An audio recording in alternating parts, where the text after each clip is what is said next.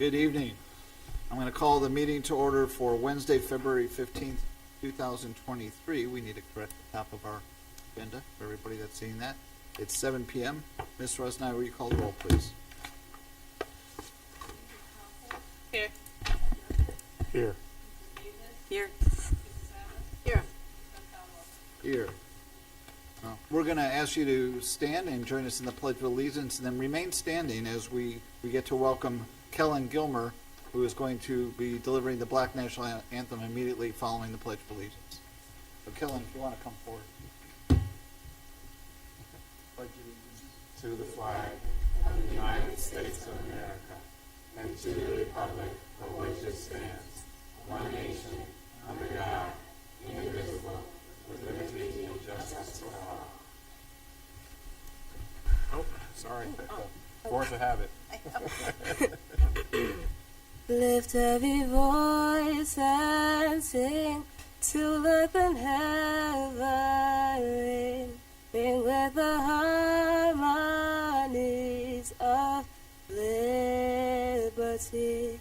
Let our rejoicing rise high as the listing skies. Let it resound loud as the rolling sea. Sing a song full of the faith that the dark past has taught us. Sing a song full of the hope that the present has brought us. They sang the rising sun of our new day begun. Let us march on till victory is won.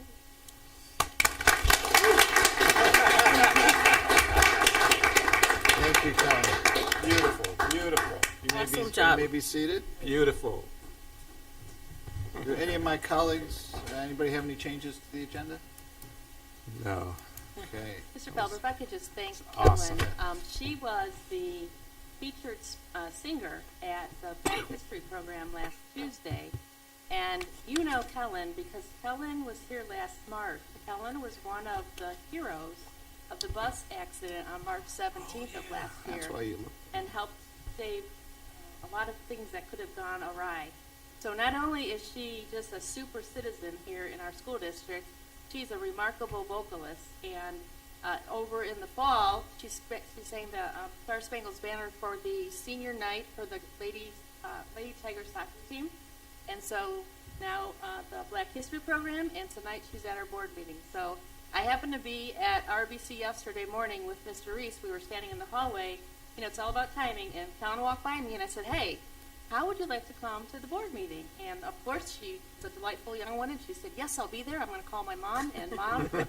Ariane Gilmer, who's the teacher at the Bedford Heskett Middle School, who I've known for years and years, agreed to bring her daughter. And so thank you. You are just such a bright, shining star for us, and we are delighted every time we see you. So thank you for sharing your talents with us. Thank you. Thank you. So good evening once again, and welcome to the students, staff, and families from Samuel Bissell and R.B. Chamberlain Middle School. This is the meeting of the Board of Education for February 15th, 2023. I am Rob Felber, and I'm honored to serve as the president of the Board of Education. I want to start tonight by commending my board colleagues, Mark Curtis, and especially Rhonda Crawford, for planning and the execution of this year's Black History Month celebration. The event was entertaining, thoughtful, and inspiring, including Kellen, and I took much from the vendors and performers and presenters. And thank you to all the volunteers who worked so hard to bring so many to the fair and to the stage. Since my 10 years on the board, there's probably not a month that has gone by when we didn't mention finance and the $28 million evaporation of funds from the state due to tangible personal property tax. We've lobbied for years, unsuccessfully, with many of our state representatives, along with over 600 Ohio school districts. With rising costs and dwindling resources, the time has come when our years of forecasted debt have taken root. Your board, treasurer, superintendent, along with many administrators, have been meeting in open work sessions, discussing, debating, and working on a plan to impact the deficit, which will take place in just 2 short years. Tonight will be an administrative report detailing the projected cost reductions nearing $2.8 million. We do not take our fiduciary responsibility lightly. Unfortunately, it is still our obligation to act and plan accordingly. I will close tonight with the sad but wise words of a local and prominent Ohio school treasurer. The needs of our students are infinite. The resources of our district are finite. I'll now turn the meeting over to our superintendent, Mrs. Powers. Thank you, Mr. Felber. Good evening, Board of Education. Good evening, students and parents. Thank you for being here with us tonight at our board meeting. We have a lot of things to celebrate, a lot of students to congratulate, and we'll get to that here in a few minutes. But before we do that, just a few announcements and also a very important presentation. Board of Education, as Mr. Felber mentioned this evening, Mr. Brasnaya and I will be reporting to you and the community the plans for the expenditure reduction plan that has been underway here beginning of this calendar year once we receive notification from the Department of Education regarding some deficits in fiscal year 25. So we're going to be talking about that in a presentation later. Additionally, there will be a presentation from our administrative team about our plan. The second quarter update is this evening. Before we proceed, though, I wanted to ask Matt Strickland to provide the board with a brief update. It has been a wonderful day in the school district as far as we know with regard to some rerouting that happened with our transportation department. And I asked him earlier today if he could just provide a few words as to what he saw from his vantage point and some additional work that is still underway. Thank you. Members of the community and our staff, again, I want to thank our parents and kids for your patience as we've worked through this. I know that all of you are on, you read the news, you look at social media, and you see that school districts across the country are facing a bus driver shortage. It's sort of a pandemic of its own. However, you can either adapt and try to make changes, or you can say, well, that's why a thing is the way it is.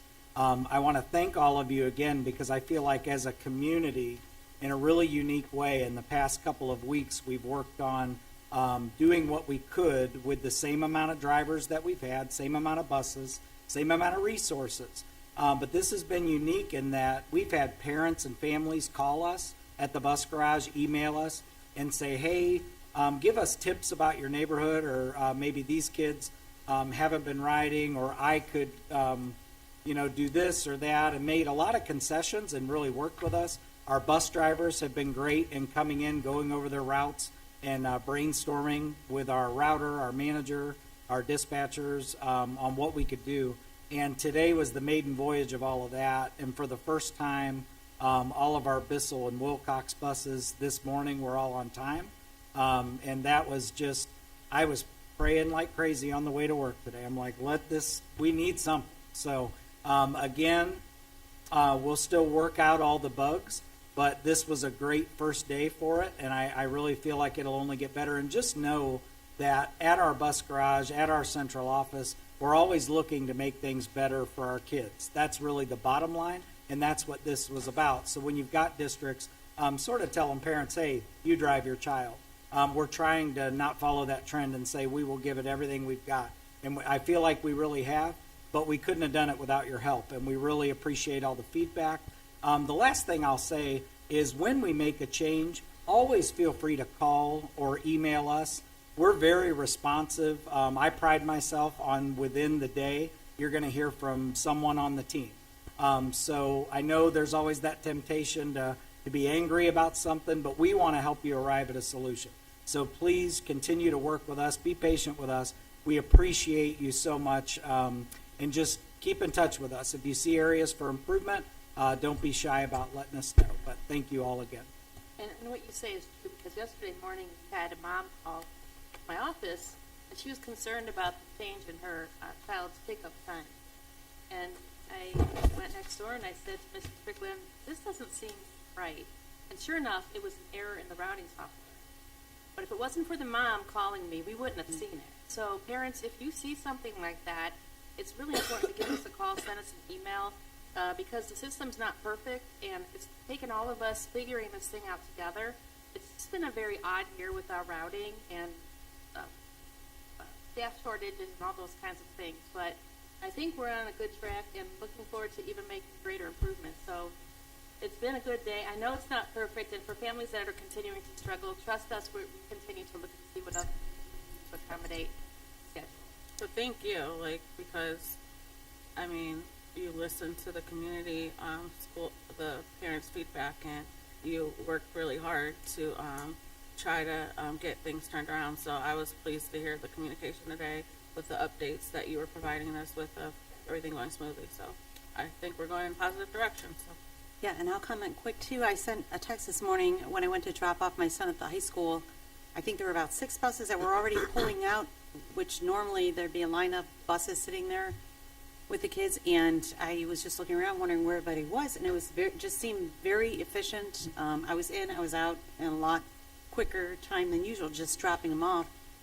And seeing on the news this morning that there's a local district not far from here that had 10 drivers resign, and they're saying that they may not have busing on Monday for some of these kids. And I know that some schools, many schools do pay their bus drivers less, some more, so it's not a pay thing really. This is happening everywhere, but I'm really glad to hear that you guys are coming up with solutions to get our kids in and out in a timely manner. I have to say our bus drivers have been great because they see on routes, can't see us off application. So they're calling the office and saying, hey, how about this idea? Can you do this? And then again, our parents have been just rock stars. Thank you for helping us. Board of Education, as you know tonight, Mr. Paul Fallon from Fallon Research and Communications is here to provide you with the results of the community phone survey that occurred actually back in November.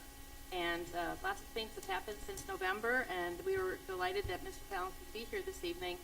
You have in your folders the summary report that he will be referencing. He has a PowerPoint presentation here that he would like to present to you. And we put him at the beginning of the agenda because he's driving back to Columbus this evening. And I've done that right a couple times. It's hard when you do it in the evening after dark. So thank you for your accommodating us coming up here tonight to present to our Board of Education. Oh, I was looking Everyone, for my name things. is Paul Fallon, with Fallon Research and Communications, and as superintendent said, we're presenting the results of the survey. Let me jump right into top briefly about the methods of data gathering. Data is gathered for accommodating secure estimate, survey, and telephone interviews on race access and communications. That is the word telemarketer. That's very good. Oh, thank you. Can everyone hear me a little better? Does that help? They weren't telemarketers trained to elicit, pardon me, tongue-tied. They weren't telemarketers who were trained to elicit the kinds of responses that you want marketing. They were data gatherers trained to elicit truthful responses. So that's an important distinction right off the bat. The surveys were conducted with 250 randomly selected adult residents within the community, so the overall estimated margin of sampling error is plus or minus 6.19%. It just means, with rounding, if we ask, for example, what is your favorite topping on a pizza? If 50% of the respondents said black olives, because of sampling variability, that number could be as low as about 44% to as high as 56%. As the superintendent mentioned, the surveys were conducted during the period of November 10th through November 17th, so this is still fairly recent data, and the data was stratified so that the results are weighted in order to ensure that each key subgroup is represented in proportion to a percentage of the population. And the reason that we do that is to prevent over or undersampling from distorting the results. Bit of nomenclature here. When I refer to parents, those are people who had children enrolled in the school system at the time the survey was completed. Future parents are respondents who indicated that they expect to have children enrolled in the district within the next 5 years, and other races or respondents who indicated their primary race or ethnicity was other than African American or white, and they were consolidated into a single subgroup to have a large enough cell, as we refer to it, for subgroup analysis. First, the opinion environment. One of the first questions we asked on the survey is, generally speaking, would you say that the Twinsburg area is going in the right direction, or has it gotten off onto the wrong track? And to be honest with you, this is a bit of a self-serving question. The reason opinion researchers like myself start surveys, innocuous questions like this, is to draw the respondent in, because we know if we get them past about the first or second question, they'll usually finish the survey. But nevertheless, I think it's interesting to note that, as you can see, 72% of respondents said that the Twinsburg area was going in the right direction. Just 13% say it had gotten off onto the wrong track. And as you can see by the subgroup analysis in the horizontal bar chart at the right-hand side of the screen, 75% of parents said the area was going in the right direction, as well as 70% of non-parents. And as you can see, almost every subgroup was at or above the 70% threshold. Ideally, you want the right direction figure to be at or above the 60% threshold, and the wrong track figure to be at or below the 20% threshold. These both were indicating that there was a lot of contentment in the community. And the reason I note that is that it indicates to me that there was probably no undercurrent of restlessness or disenchantment which might have in any way tainted the survey questions or responses related to the school district itself. We also asked about the Twinsburg City School District, and as you can see, 63% said it was moving in the right direction, 17% said it had gotten off onto the wrong track, 63% of parents said it was moving in the right direction compared to 56% of non-parents. There's also an inverse relationship between age. 71% of 18 to 44-year-olds said it was moving in the right direction compared to 58% of 45 to 64-year-olds and 62% of respondents 65 and older. The good news here is the right direction figure was at or above the 50% threshold, with every major subgroup in the community indicating, again, a lot of contentment. I also want to point out that when we asked the same question in 2020, 51% said the school district was moving in the right direction, so you've actually gained 12 percentage points in the intervening period of time, which is more good news. Looking at the quality of education, we asked how would you rate the quality of education being provided by the Twinsburg City School District. As you can see, a total of 75% said excellent or good. I just love coming to school districts like this, as I don't always get the opportunity to deliver good news. So this is a pleasure indeed. Just 12% said fair, 2% said poor or very poor. As you can see by looking at the horizontal bar charts on the right-hand side of the screen, among subgroups, 85% of parents said excellent or good, 70% of non-parents said excellent or good, and it's at or above the 60% threshold with nearly every subgroup. I did want to point out that it's a little lower with future parents at 63%, but that's because 25% of future parents were unsure. Probably not surprising. They're probably, among other things, people who are newer residents to the community, and they probably not have an opportunity for any firsthand interaction with teachers or the school system. I also want to point out when we asked the same question in 2020, 75% said excellent or good, so those results are very stable, which is good news when you've got a rating that high. We also asked about managing finances. In your opinion, how would you rate the job that the Twinsburg City School District does spending tax money and managing its budget? Total of 59% said excellent or good, 21% said fair, 9% said poor or very poor. Before I go on and talk about the subgroup results, I just want to mention that, as you can see, this is a little lower than the rating for the quality of education, but that's typical, and there are a couple reasons for that.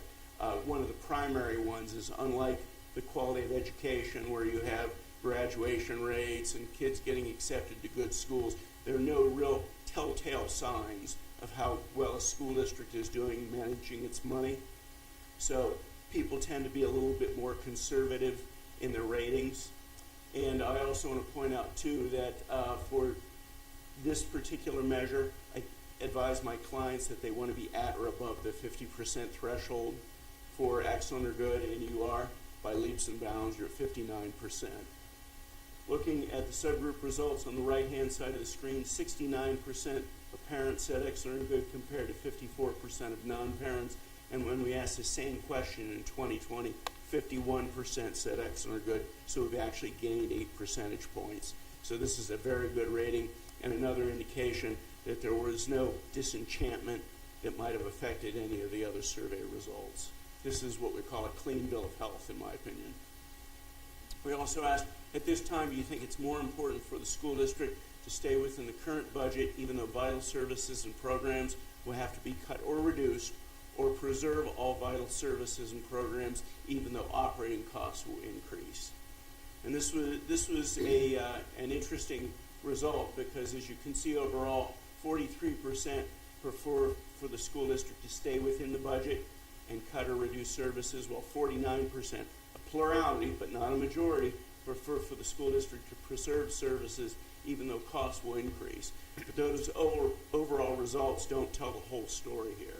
As you can see, among parents, 38% prefer to stay within the budget, but 63% want to preserve services, while on the other end of the spectrum, a majority of parents prefer to stay within the budget, and 34% prefer to preserve services.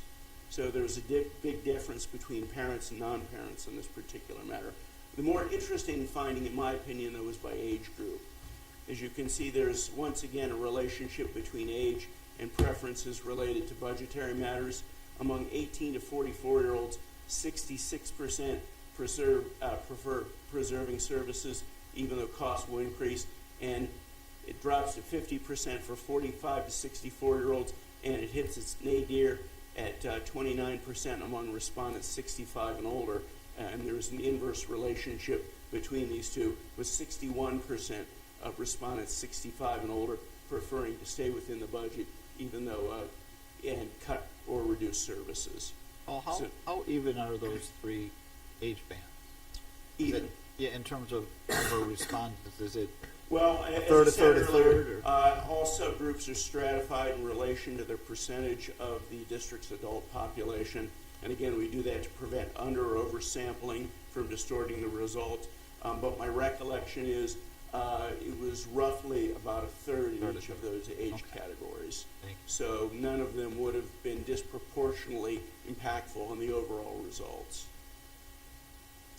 We also asked about programmatic priorities by asking, as school leaders are making plans for the next few years, which of the following do you think is the most important program or service that should be the highest priority? And this was done in what's known as a forced choice battery, in which respondents were presented with options and then asked to choose. And as you can see, the one chosen most often at 24% was building repairs and improvements.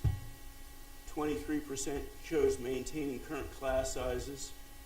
15% chose after-school activities such as sports, drama, club, and the National Honor Society. 12% chose advanced placement classes. 5% chose bus transportation for all students. 5% chose choosing preschool classes. A couple of subgroup differences I want to point out is, first and foremost, although overall 24% chose building repairs and improvements, it was 29% among parents compared to 22% for non-parents. Also, maintaining current class sizes was 23% overall, although it was 24% with parents, 20% with non-parents. It was 38% with future parents, which I thought was interesting. Also, a couple of other differences. Overall, 5% chose bus transportation for all students as the most important program or service that should be the highest priority. It was just 6% among parents of students who use buses. Looking at preschool classes, it was 5% overall. It was 13% with future parents. Looking at communications, we asked, do you recall reading the newsletter that was sent out by the school district this past month? Just 38% recalled it. Now keep in mind, this was in November, so some time has elapsed. 55% indicated they did not recall, and 7% were unsure. As you can see from the subgroup results on the right-hand side of the screen in the horizontal bar chart, 67% of parents recall, but only 23% of non-parents recall. So you've got a high level of penetration among the parent group, but not nearly as high among non-parents. There's also a relationship between age, with 47%, nearly one of two 18 to 44-year-olds recalling, down to 31% for 45 to 64-year-olds. There's also an interesting difference between men at 30% and 46% of women recalling as well. just 13% of future parents recalled getting the newsletter. By the way, we're going to talk about this again in a moment because there's an interesting finding that I think will illustrate just how important that newsletter had become. We also asked, have you heard of the Tiger Legacy Project? 38% had heard of it, 60% had not, 2% were unsure. Looking at the horizontal bar chart on the right-hand side of the screen, among those who recalled getting the newsletter, 70% had heard of the Tiger Legacy Project. So that was clearly an important factor in awareness of the project. Among those who do not recall getting the newsletter, just 15% had heard of the Tiger Legacy Project. Among parents, 67% have heard of it. Among non-parents, just 23% have heard of it. 38% of future parents had heard of it. And once again, I want to point out there was a big difference between men and women, with 49% of men hearing about it compared to 25% of women. We also asked, as you may or may not know, the Twinsburg City School District is considering a plan for upgrades and a new school building to replace the Dodge Intermediate School building. How much news and information have you heard or read about this? At the time, 10% had heard a lot and 31% had heard some information, which I combined for a total of 41% informed awareness. However, it was 70% among those who recall the newsletter, compared to 22% for those who do not. Among those who've heard of the Tiger Legacy Project, 82% had informed awareness, compared to 72% who had not heard of the Tiger Legacy Project. 64% of parents were aware, which I was surprised. I thought it would be just a bit higher, and 30% of non-parents had informed awareness as well. Just 19% of future parents had informed awareness, which I thought was intriguing because they're probably going to be the most immediate beneficiaries of many of these projects. Now, looking more closely at facilities, we did something known as split sample testing, where we randomly assign respondents to one of two versions of the same question to test a concept differently. For example, half were asked, based on what you may know at this time, do you generally support or oppose replacing the Dodge Intermediate School building? 62% of statistical majority supported it, 25% opposed it. Among those who recall the newsletter, it was higher at 71%. It was also higher at 86% for those who've heard of the Tiger Legacy Project, and 85% for those who've heard a lot about the plans. It was also 85% among parents, but even 49% of non-parents support it. In version B, we asked a similar question, but in addition to Dodge Intermediate School, we also indicated that they'd be making upgrades and critical repairs to some of the other schools. And in that version, 73% supported it, 16% opposed it, including 80% of those who recall the newsletter, 88% of those who've heard of the Tiger Legacy Project, and 82% of those who've heard about the plans. Parental support was at 80%, but even 70% of non-parents were supportive. What was the sample number between version A and B? They were split, so it was evenly distributed between the two versions. Okay. We also asked, generally speaking, how important do you think it is to replace Dodge Intermediate School building? Total of 30% said it's very important, 38% said it's somewhat important, for a total of 68% combined importance. It was 80% for those who recall the newsletter, compared to 56% among those who do not recall the newsletter, 85% for those who've heard of the Tiger Legacy Project, 56% for those who've not heard of the Tiger Legacy Project. 94% of parents said it was very or somewhat important, compared to 57% of non-parents. 94% of future parents said it was important. And what is the reason that you put this kind of emphasis on intensity of emotion? Because the more strongly people feel about something, the more likely they are to act on that sentiment. That's why opinion researchers look at intensity of sentiment. We also asked about the location. This is a little bit different picture than what we've seen so far. Once again, we did a split sample. Half the respondents were asked, do you think it's a good or bad idea to replace the Dodge Intermediate School building with a new one at the same location? 46% said it was a good idea, but 38% said it was a bad idea. no clear majority here, with just a just a plurality saying it's a good idea. Among parents, 36% said it was a good idea, compared to 51% of non-parents. So there were some important differences there. 51% of men said it was a good idea, compared to just 42% of women. 54% of 18 to 44-year-olds said it was a good idea, but a plurality of 45 to 64-year-olds said it was a bad idea. In version B, we asked, do you think it's a good or bad idea to replace the Dodge Intermediate School with a new one at a different location? In this version, 44% said it was a good idea. Once again, just a plurality, not a statistical majority. 34% said it was a bad idea, and 22% were unsure. And once again, we saw some important divisions by subgroups. 56% of parents said it was a good idea, but non-parents were split at 40%. 40% of men, a plurality, said it was a bad idea. 53% of women said it was a good idea. 59% of 18 to 44-year-olds said it was a good idea, but 42%, a tie among 45 to 64-year-olds, said it was a bad idea. So there were clearly a lot of divisions here about where the school will be located.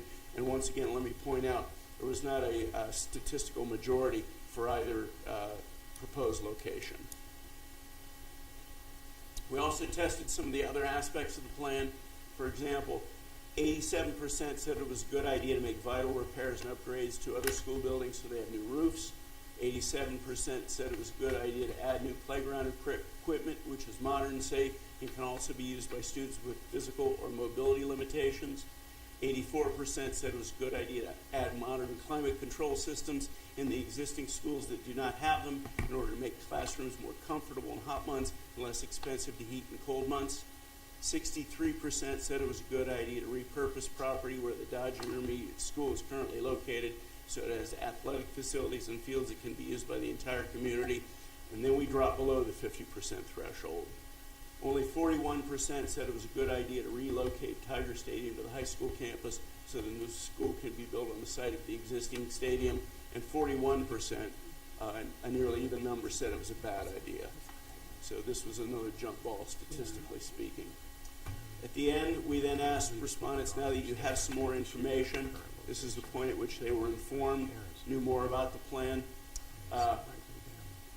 Do you generally support or oppose replacing the Dodge Intermediate School building and making upgrades and critical repairs to some of the other schools? 73% support it, 21% oppose it, and 6% were unsure.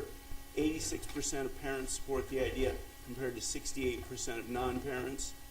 And 70% of men support it, compared to 76% of women. There were no statistically significant differences, with the exception of parents.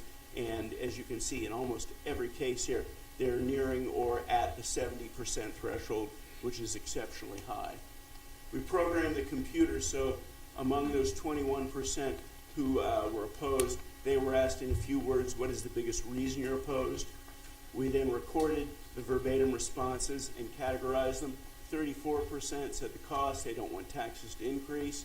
18% said it's not needed or unnecessary. 14% said they prefer repairs over replacement. 13% said they need more information. 7% said there are other more important priorities. 6% were opposed to the location. 8% gave other responses. I want to mention that among the 52 responses for the respondents who opposed it, the word need or needs appeared 15 times in their explanations of why they opposed it. The word cost appeared 11 times. The word building appeared 9 times. The word money appeared 8 times. The word tax or taxes appeared 6 times. And enough appeared 4 times. Here are a couple of the responses, just so you can get a flavor for what citizens in the community said about reasons they were opposed. One respondent said, I think they can refurbish the current school to accommodate the needs of students, which was pretty benign. Another respondent said, unnecessary change and repairs should be made at the current building. Another respondent said, taxes continue to increase in Twinsburg and are a hardship to those of us who are retired and have been supportive of our schools in the past. I don't receive a cost of living increase. Another respondent said they don't need additional schools because they do not have enough students to fully occupy the building. We also asked one last question. If you learned that because of its age and condition, the architects who inspected the building say it is too old and outdated to be repaired, would you be more or less likely to support replacing the Dodge Intermediate School, or would it make no difference in your decision?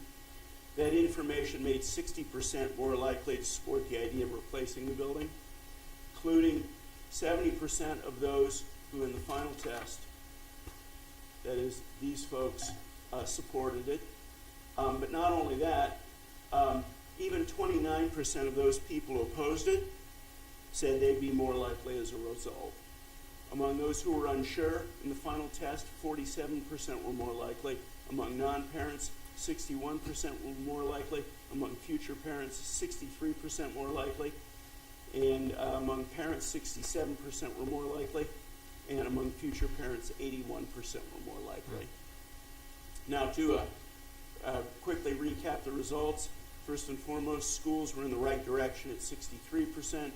Quality of education got a 75% excellent or good rating.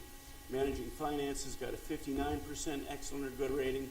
62% supported the building plans in the first ballot in version A, that is with just Dodge Intermediate School. 72% supported it in version B, that is with Dodge Intermediate School and the repairs to the other buildings. And at the end, after learning more information, support is at 73%. Very quickly, parents and the public both gave high marks for all of the key performance areas, including managing finances, which often can be a source of discord, even in top-performing districts. So that's something you can all reach around and pat yourselves on the back about. Like many public institutions in the modern era of communication, the competition from a variety of sources for the public's attention has made it difficult to reach the critical segment of non-parents. Remember, we talked earlier about the low level of penetration. To inform them about vital matters such as building needs and plans. Next, quite laudably, those who have heard about the building plans and the Tiger Legacy Project through the newsletter and other sources appeared favorably disposed, which is a mandate to continue sharing information to achieve broader penetration for a more informed public. I think that as you talk about this more, you're going to garner more support for the idea. Conceptual support for replacing the Dodge School building and most of the other components of the plan was high among nearly all segments of the community. There was some opposition surrounding costs, which could grow as monetary implications take a more prominent role in discourse. Moreover, there was no clear consensus about where to locate the new Dodge School building, and there were divisions that could presage some contentiousness.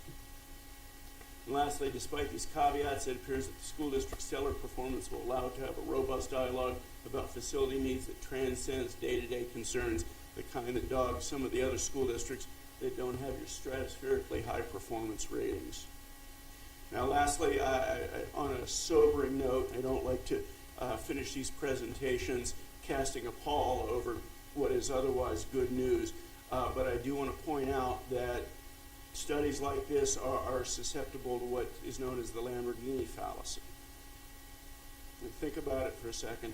If you walk into a room and ask people who'd like a Lamborghini, most of them will raise their hands. But when you ask people who's willing to pay for a Lamborghini, see how many of those hands are up, because most of them will go down. And that's something important to keep in mind here as you're assessing this information. We asked aspirationally whether you want these buildings and whether you want these changes. But what we did not talk about is the monetary implications, which will probably erode support. So I want to acknowledge that you've got a good plan in place, but ultimately the financial considerations and pragmatism will have a big impact on what the public actually does at the ballot box. This was not a campaign survey, nor was it a voter survey. It was a survey of residents in the community. So this doesn't necessarily predict the outcome of an election, and it's important to keep that in mind as you're planning. Thank you, Mr. Bell. Any Questions from my questions of me? colleague? Appreciate all your work. I will send a copy of this to Superintendent Powers, so it's available for distribution. Well, as always, we appreciate the work you do, but then the results that are always very enlightening. And thanks for drilling it down to my understanding, because what you do statistically sometimes is very difficult to understand and grasp, but your presentations are always great, and I appreciate that. And it's interesting how you compared these results versus 2020, right before the pandemic, and to say that confidence level is so much higher is a feather in the district's cap. That's pretty exciting. As I said earlier, I don't always get to deliver good news. Sometimes I'm like 911, the guy you call when the building's on fire. So this was a pleasant change to be able to deliver a lot of good news like I have this evening. Thank you so much. Thank you. Safe travels home. Thank you.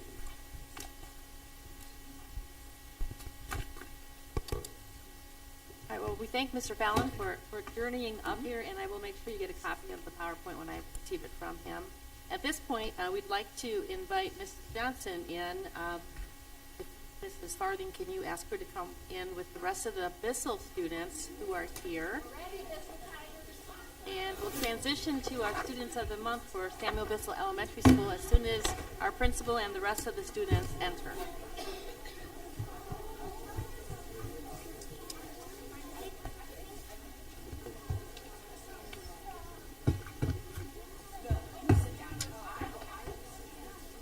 Is there too many just to be in here when they did that?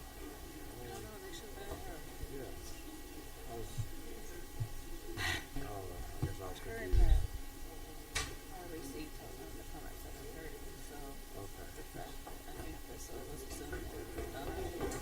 Okay.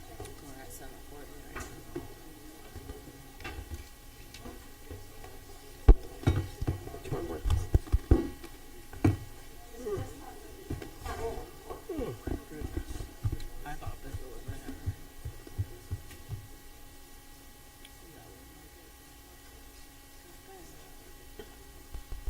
Yeah, but I didn't know what.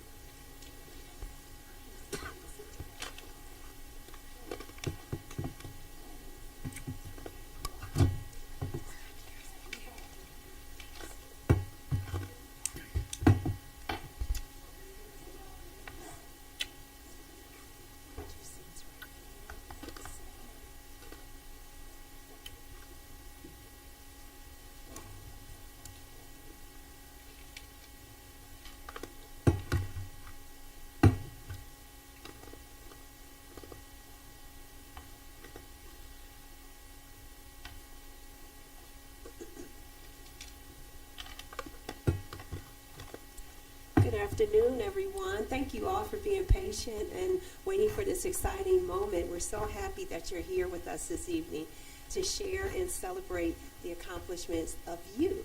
So we're going to be calling your name and recognizing you tonight with the superintendent and our board members. And we just want to tell you, students, that we're so proud of you. When you hear your name called, you will come up and see Mrs. Powers. You will receive your certificate. You will shake hands with Mrs. Davis, our board member, and then we'll start with second grade first. You will stand up in the front, second graders, so that you can show off your certificate and moms and dads can get a great picture. And then we'll do third grade after we do second grade. All right? So the Students of the Month at Samuel Bissell Elementary School recognizes outstanding student achievement at the second and third grade levels. The focus of the recognition program is on citizenship, academics, social, civic, volunteer, or other accomplishments that set these students apart from their peers. So we're going to start this evening recognizing Kira Barner from Mrs. Springer's class. Just a little bit about Kira. Kira has a positive attitude towards school. She puts forth her best effort each and every day, and she has outstanding behavior. She always comes right into school, and she gets busy immediately. Congratulations, Kira.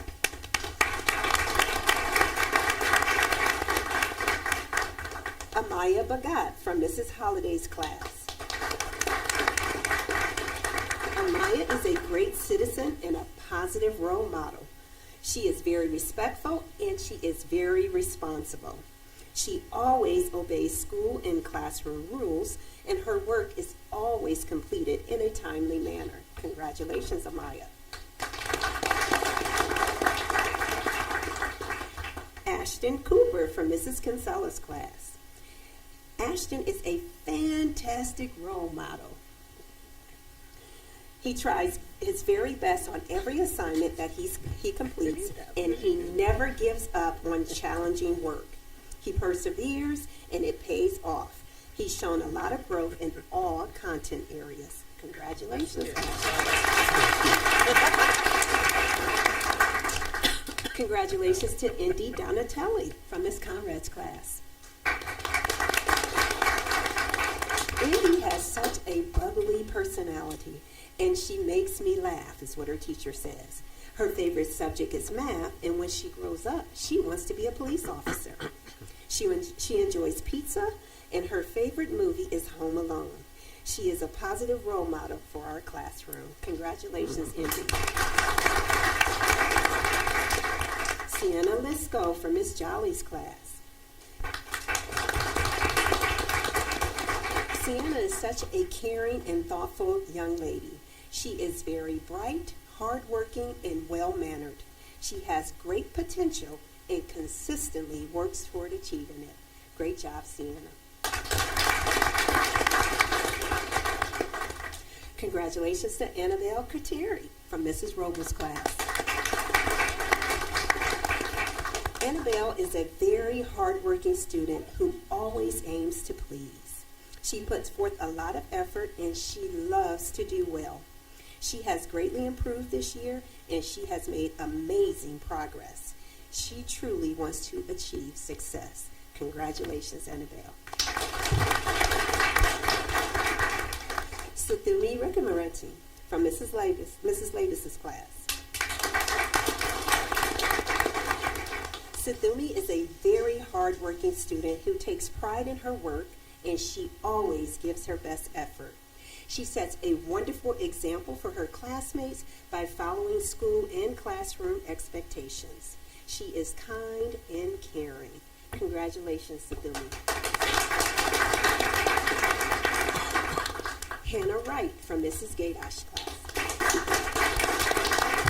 Hannah is a great friend and student who participates in class. She encourages and helps her classmates, and she's always eager to learn. She works extremely hard each and every day, and she makes it personal and gives her personal best. Congratulations, Hannah. Congratulations to our second graders. I'll move out the way. Parents, if you want to stand up and get a great picture here. And students, hold that up with pride. This is your moment to shine.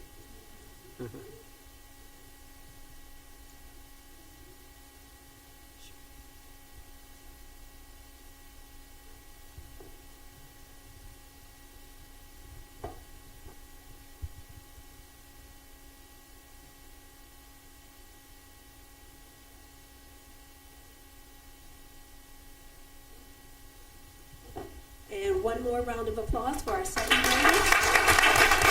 Great job, second graders. Great job to our second graders. And now for our third graders, we're going to start with Keon Curry from Mrs. Gadsden.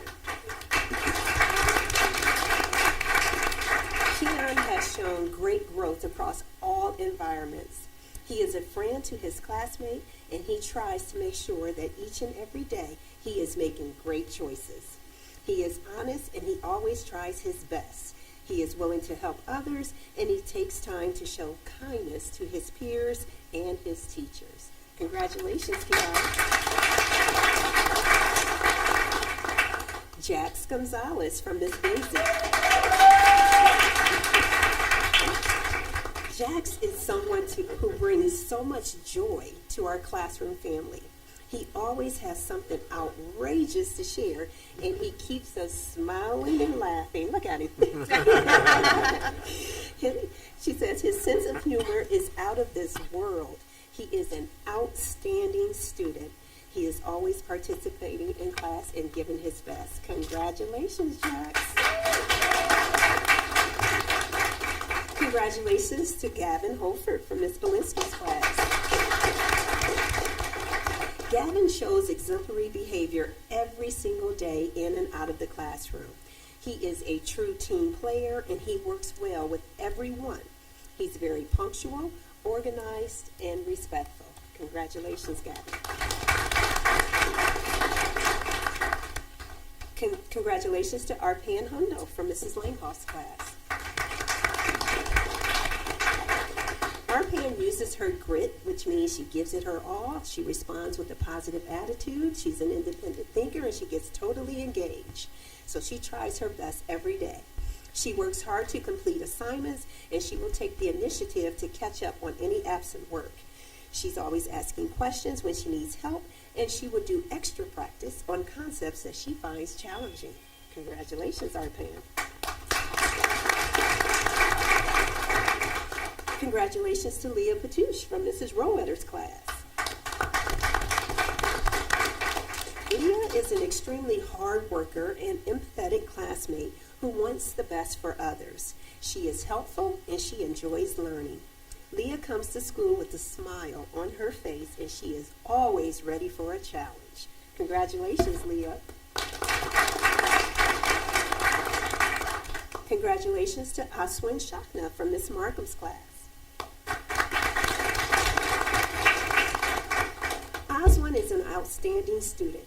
He comes, he comes to school each day with a positive attitude. He shows his grit, remember, give it your all, respond with a positive attitude, is an independent thinker, and he gets totally engaged through his hard work and dedication in all academic areas. He is a great friend and a leader in the class. Congratulations, Austin. Congratulations to Maggie Zane from Mrs. Glavick's class. Maggie is such a wonderful girl and student. She works so hard in class and at home. When things are challenging, Maggie embraces the challenge, and she has a positive mindset. She's thoughtful, and she's always thinking of others in her class. Great job, Maggie. Congratulations to Grace Yang from Mrs. Depew's class. Grace is a pleasure to have in class. She is always willing and ready to participate. She tries her very best in everything she does. She is a hard worker, and it shows. She cares about her schoolwork, and she has a great personality. Congratulations, Grace. And at this time, we are wrapping up and ready to give you a round of applause for our third graders. And parents, you can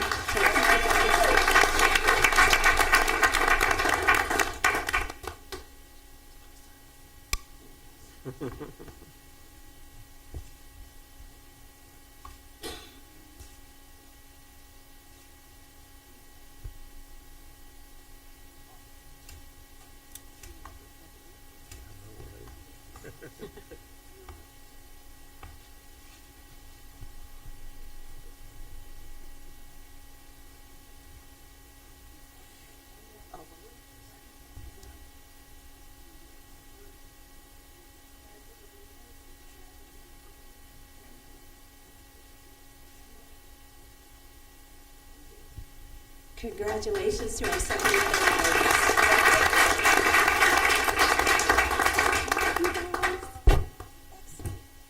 Excellent. Excellent job. Excellent. Thanks, Mrs. Johnson and Bissell Tigers, for being here tonight. Moms and dads, thanks for always supporting our school district and, of course, your children. We're so proud of each and every one of them. And next, we're going to have our RBC Tigers come in for their Students of the Month recognition. So if you'd like to depart now, it might be a good time to do that while we transition in with the older students. Thanks for being here this evening.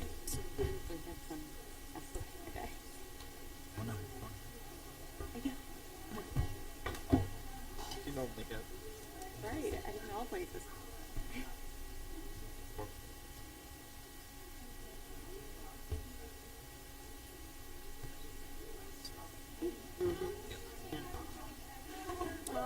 Yeah, sure. We'll stand up. We'll stand up. Right in the middle. All right. Too busy thinking about buses. Can you get us all?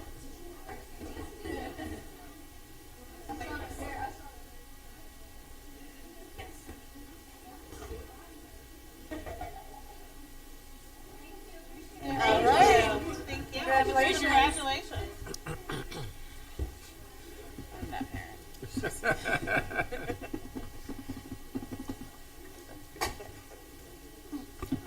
My kids would be like, really? No. Welcome to our RBC students and their parents. Thanks for being here tonight. And Mr. Reese is going to come forward for a very special presentation.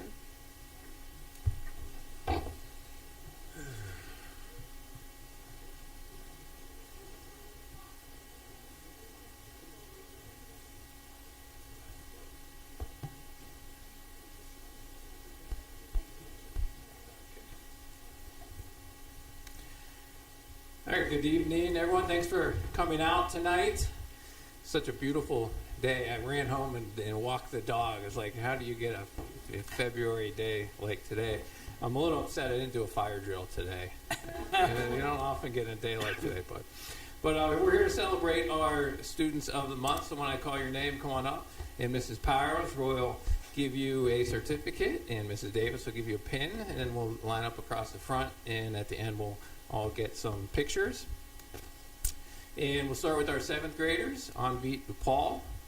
And I know Anvit can't make it today, but our teachers say Anvit comes to class every day with a drive to learn and curiosity about the world. Next 7th grader, Braylon Benson.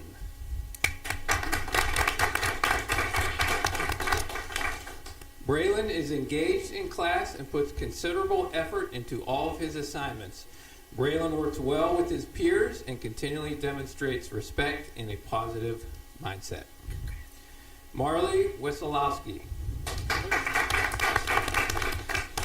Marley is a hardworking addition to every classroom she's in. She's kind, respectful, and confident in everything she does.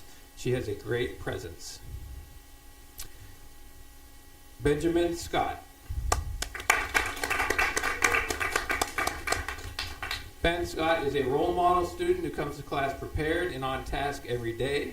He has strong self-discipline and stays focused and engaged. Ben is a great leader.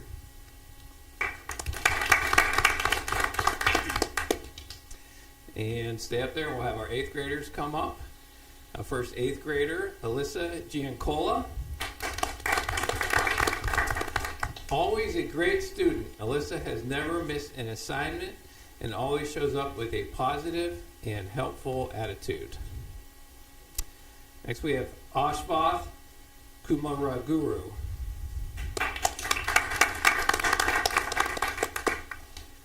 His teachers say Ash works hard to get his work complete and is often seen showing leadership by helping his classmates. Gianni Hayes Bay.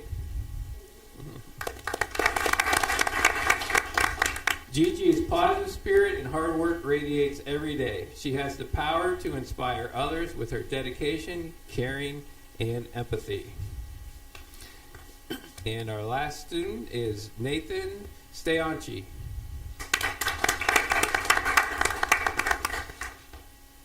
Nathan is an amazing student. He works very hard to be successful academically, but the reason he stands out from all of his peers is his overall kindness to everyone at RBC. Our students of the month for February. And everyone hold their certificates real nice so we can get a nice picture for a keepsake.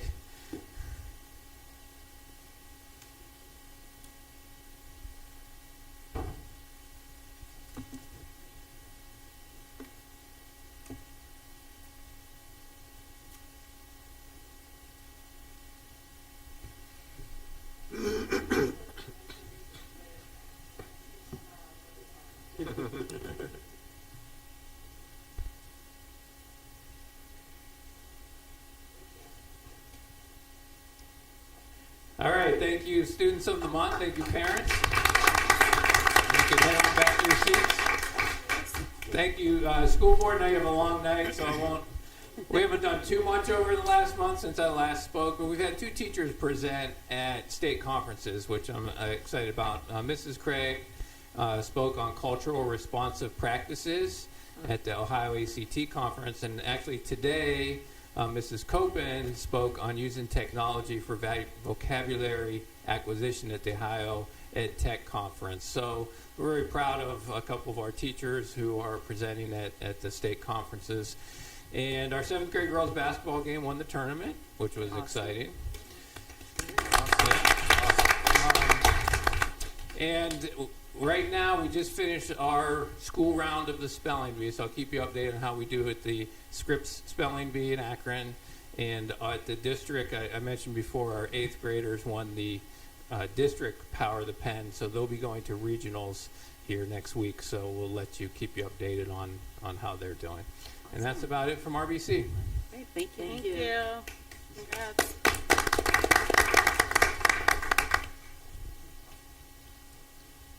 Parents, thank you so very much for being here. You know, my favorite part of these kind of nights is when you see the little ones and then you see the older students, how much they've grown, right? And how much progress they're making in school. And we really want to thank you for partnering with our school district. Best thing about being a part of the school district is watching the kids grow and become these wonderful soon-to-be adults. And being a part of that is just a really special joy for us who work here in the district. So thank you for sharing your students with us. And students, thank you for doing all the right things. We're so pleased that you're here tonight, and we thank you for being a great Tiger. Have a good evening, everybody.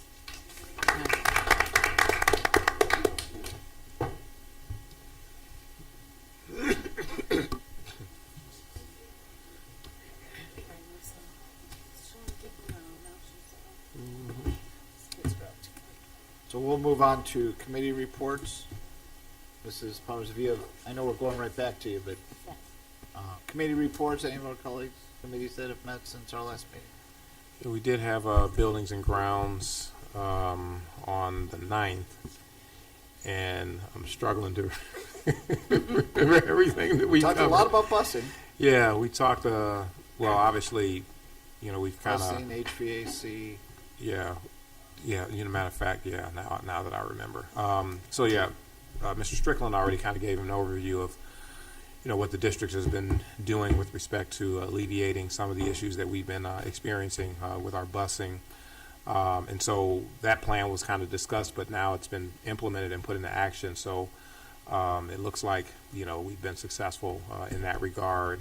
There was also discussion around our project, our environmental project, and really the progress with respect to implementation of that program as well, and the status where we are with various elements of the implementation of that process.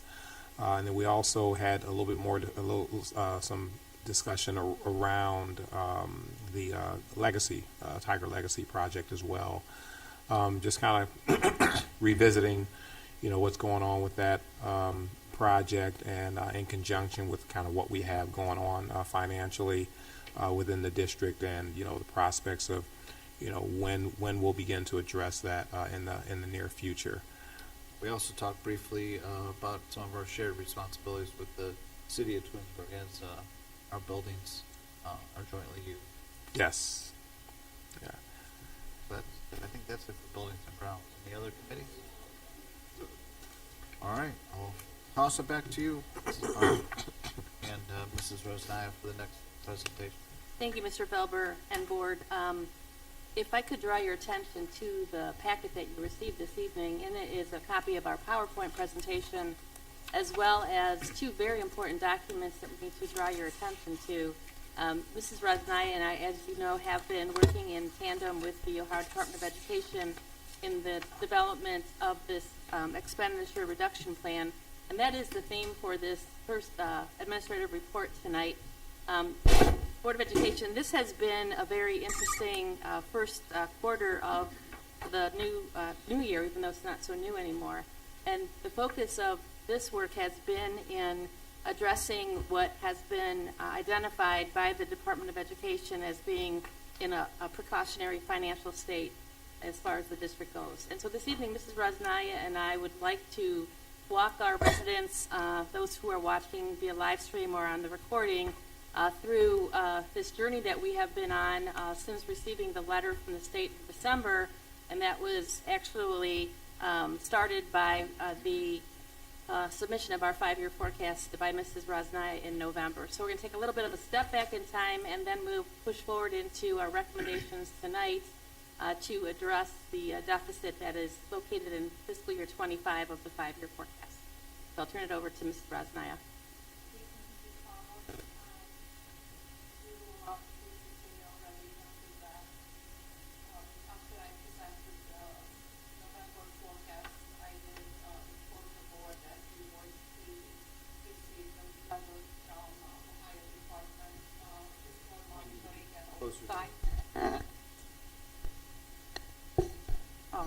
Due to our fiscal year 25 or school year 25, $2.1 million being in red as of the end of that school year, based on the November forecast with the assumptions that went into that forecast. And the forecast and the assumptions are all posted and available along with my presentation on the school website, on the treasurer's site, for any of those that are interested to review it. So on December 13th, the board president at the time, Mr. Curtis, Ms. Powers, the superintendent, and myself, we received this email notification from Fiscal Oversight and Monitoring Department from Ohio Department of Education, bringing to our attention the fact that they have reviewed our forecast along with 610 other forecasts, and our district is being asked to put in some work in order to eliminate that $2.1 million deficit for fiscal year 25. What Department of Education Fiscal Monitoring Department does when the forecasts are submitted, they basically review every district forecast for the first 3 years of the forecast. And how the forecast work, we have 3 years in the forecast in arrears. So fiscal year 20, 21, and 22 with numbers that we already know what our revenues and expenditure were exactly going to the forecast. And the other side of the forecast is 5 years out. So the current fiscal year 23 is the first one in that prognosis in that 5-year line, and then we go to fiscal year 27 with it. So Department of Education has requested the Leadership Administration and the Board of Education to submit a plan via workbook and a narrative of our plans in order to reduce or basically completely get rid of that deficit in fiscal year 25. Our next steps were in January.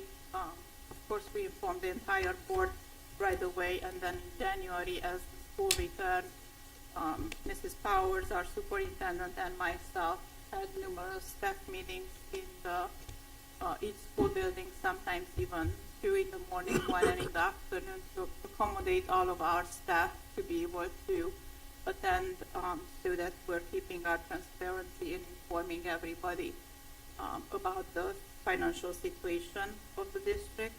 After each building meeting, Ms. Powers sent an email survey to each staff member, asking them for any ideas in their department, in their building, where they see some room for us to improve efficiencies, anything that they can relate maybe better than us because they're doing it on a daily basis.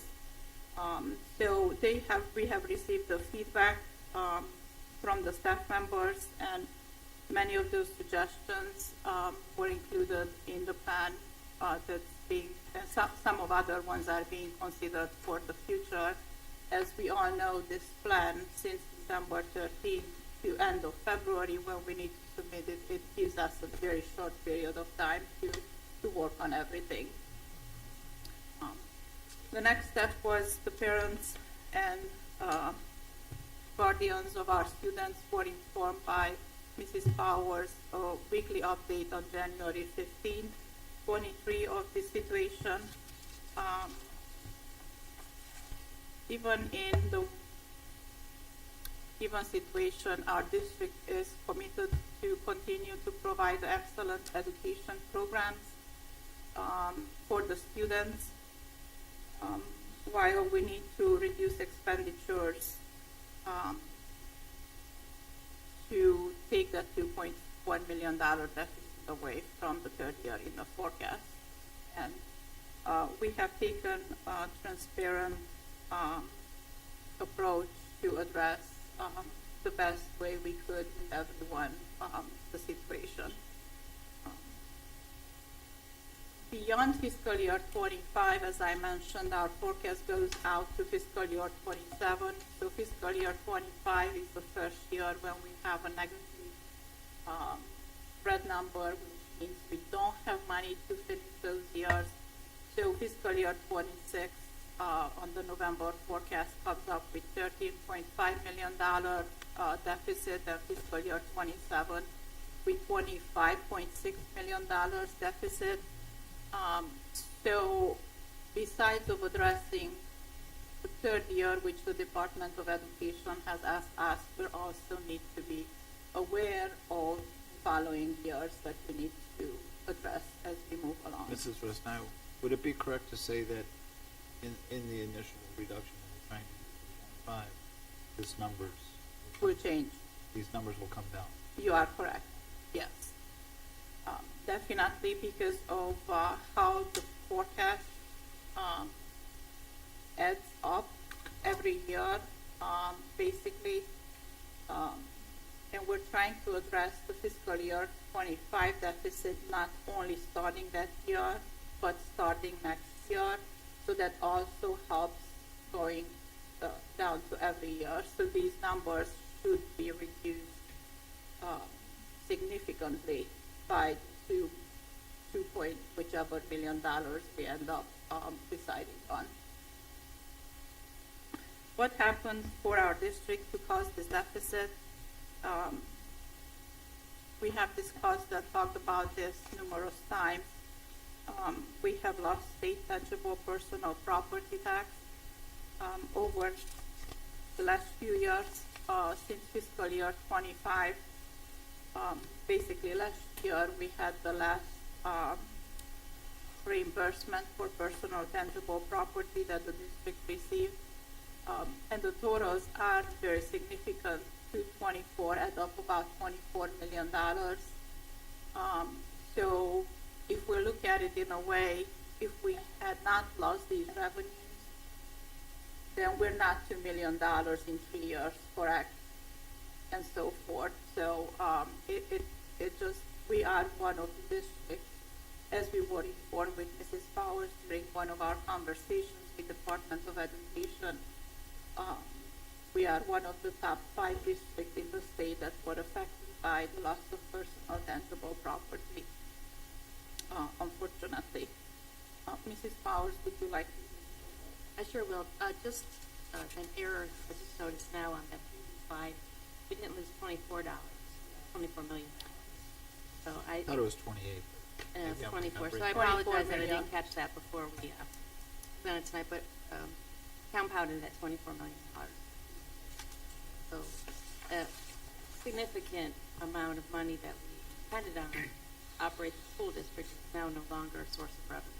The other thing that we talk about, and most especially when we're talking about passing a levy, is this thing called House Bill 920, a law that was passed in 1976 during a period of high inflation.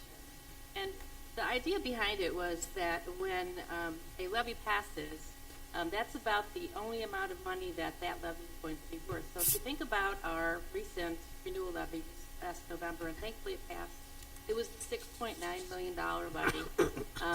And the board is able to now get $5.2 million annually from that renewal levy.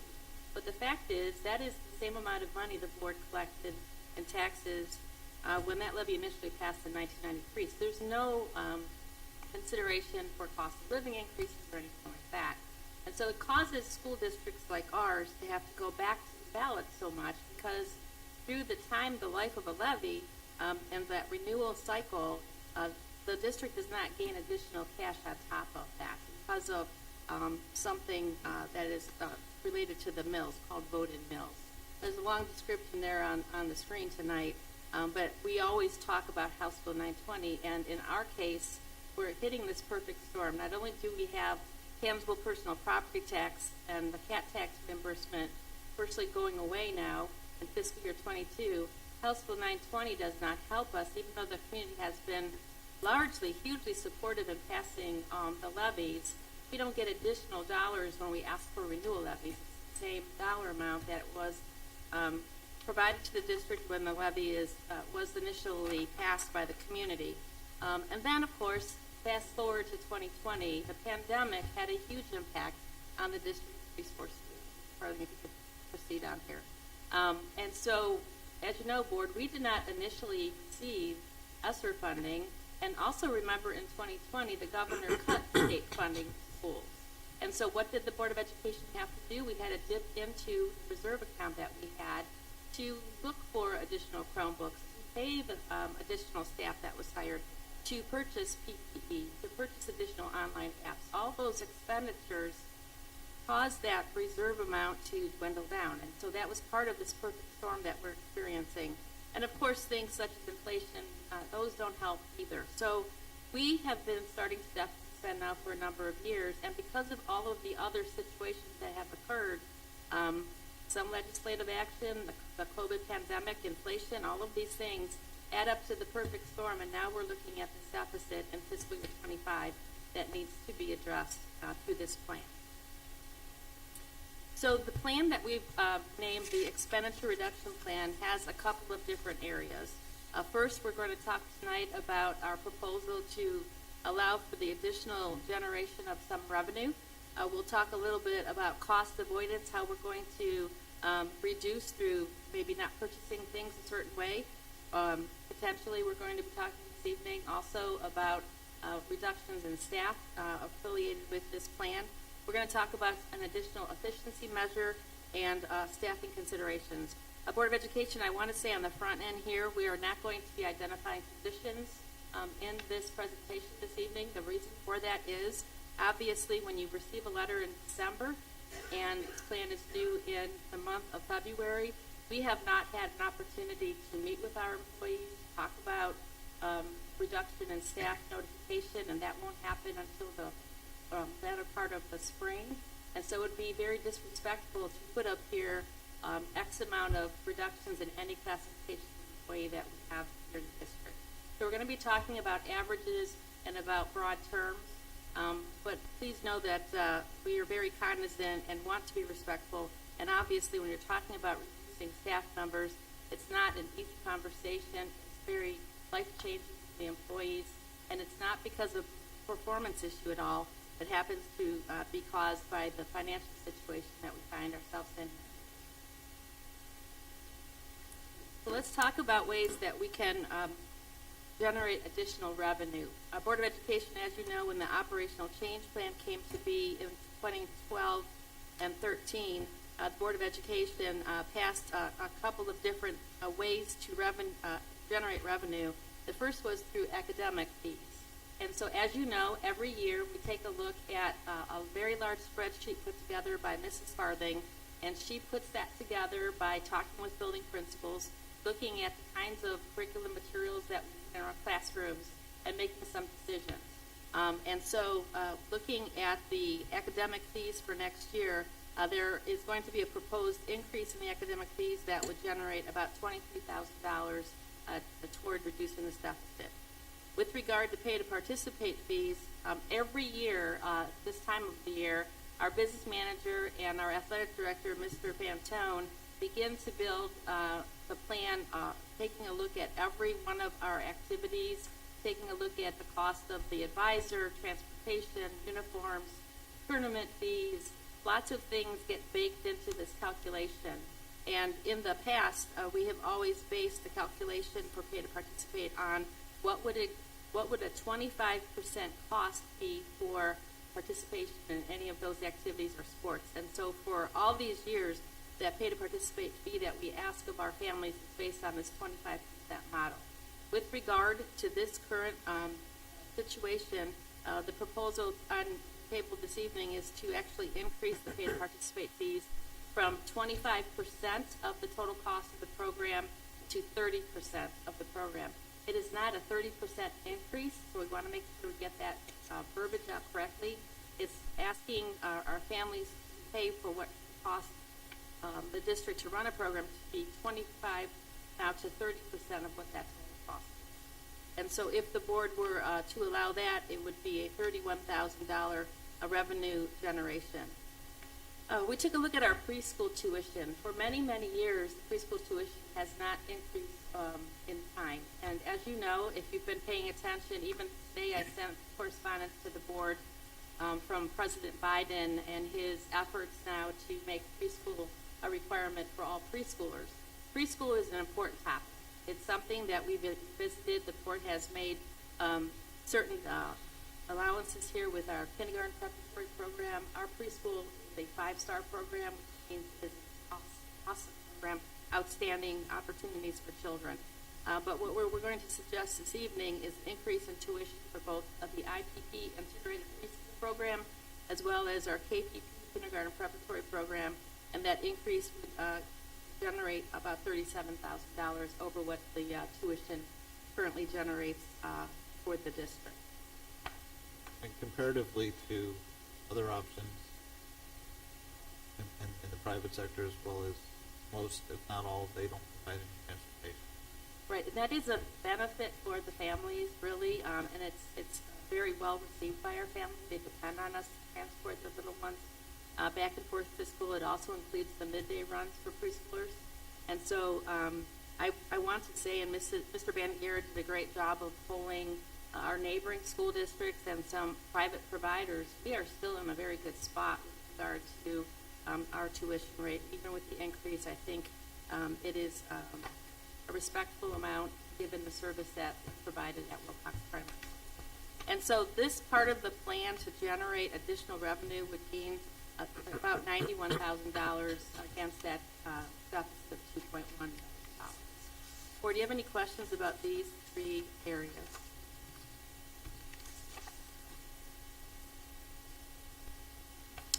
No questions. Just having a little more intimate knowledge of like academic fees. Most were staying the same. Some went up 3, 5. I think the most an academic fee went was $10.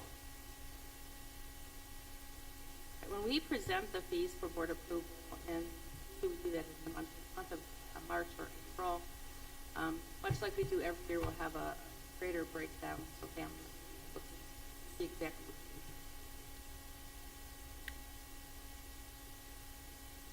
All right, moving on to corner bus stops. You know, transportation has been the topic of conversation here this month, and I'm so grateful and thankful to Mr. Strickland and his experience in the field of transportation, not only to help us with the routes, but also taking a look at what we can do to add some efficiencies to the routes. And if we do add some efficiencies, what would that mean in the bottom line? So, Matt, can you explain a little bit about the corner bus stop?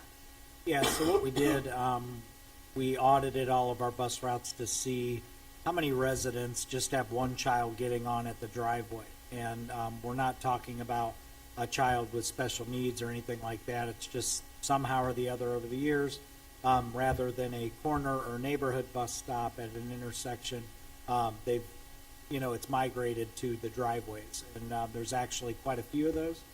The way our district routes run they're multi-tiered.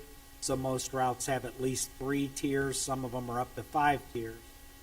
So on quantifying a savings, we had figured up one school bus in our district costs about $90,000 a year to run to the district, and that's all in. So the way we broke that figure down was took all of the house stops, redid the routing as if they went to corner stops or neighborhood stops, and then saw the decrease that did to the routing, and that's how we came up with that number. And we also cross-referenced that with our T report, and that is our transportation funding that we get from the state. So we looked at quite a bit of data to come up with that, and we're pretty confident with those savings. In Board of Education, what I can tell you is during the day of the operational change plan, the corner stops were the direction that the board gave us. And what happened over time is we had transitioned 3 transportation supervisor in and out of that office. Changed leadership, and that person in the seat wasn't there when the plan was voted on by the board. Things get a little bit loose. So now we're a little bit loose here with regard to corner stops. And so the work for establishing routes for next year will be an additional focus on making sure that we get back more to the corner stops than it's grown. So that would gain about $60,000 as additional efficiency against that $2.1 million deficit. So the next slide is pretty important in the amount that this would generate. And we're talking, and we call this cost avoidance. What can we avoid paying for or supporting in order to address the deficit? And so the next thing that comes again in our business office, and that talks about centralized purchasing. Explain that. Yeah, it's an easy concept. It's where the central office takes over purchasing for paper products, sanitary products, cleaning products for every building. So what that enables us to do is, whereas before the head custodians and principals would partner out of their budget to meet those needs for the buildings, John Summers and I would take that over out of one central budget, and then we would buy more in bulk, buy less often, more quantity, less often, narrow the vendor pool. So maybe some specialty vendors that we've been using will go away, and we'll try to look at some vendors that would give us more of a volume discount. And then there will be some concessions on products. I don't want to say necessarily product quantity or quality, but just some of the luxuries that maybe are out there. We would probably try to taper that a bit, just to be conscientious that every dollar we can save jobs. So that's really what that effort is about. And we've been looking at that for a while, but now it's time to take it to the goal line. So we appreciate Matt and John and their work on the centralized purchasing.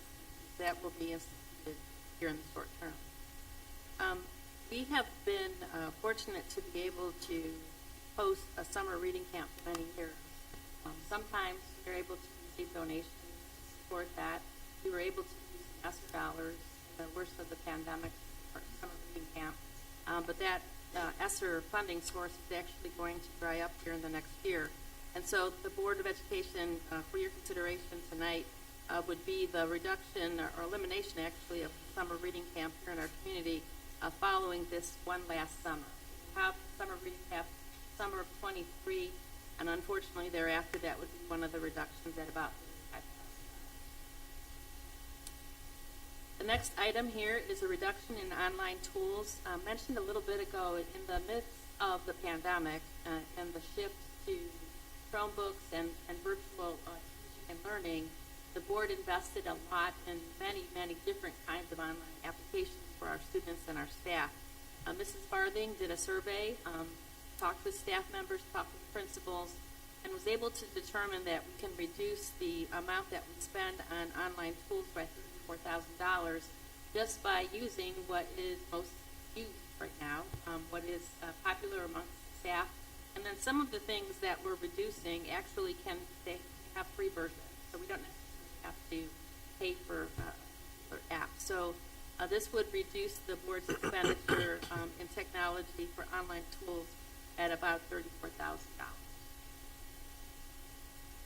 With regard to the next item, Board of Education, as you know, for many years we have had the pleasure of working with Mrs. Patty Koslow as our PR consultant on board many years ago. And actually, in the month of December, tendered her letter of resignation for purpose of retirement. And so Mrs. Koslow is going to be leaving our school district. It makes me very sad. She's done such great work for us. All the print materials that you see, the design of the website that you see, help behind the mobile app, lots of different things that Patty has done over time, the calendar, senior send-off newsletter, district newsletters. You know, I do the editing of it. Patty's the creator of it. So we are going to say goodbye to Patty here shortly, and that'll save the district $28,000. We will not replace that particular contracted service. I wish Mrs. Coslow all the best. She's done a great member of our staff for many years. We will not be providing extended contracts beginning next year. Extended contracts are usually held by our school counselors, and so the board would not, they would recommend that the board would not extend the extended contracts to that group of staff members. That would reduce expenditures by $46,000.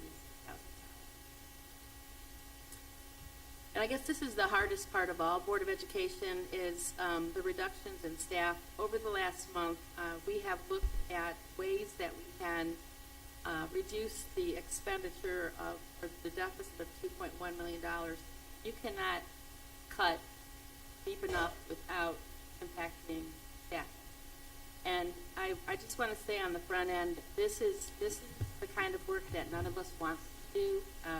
We don't like to say goodbye to staff members who are just awesome people and so supportive of our students who make things happen every single day. But in order to be able to get to a reduction here as required by the department, there has to be a deep reduction in staff. And so working with our staff, we have identified 36 full-time equivalents of staff members at a reduction of $2.5 million approximate dollars, includes salaries and benefits.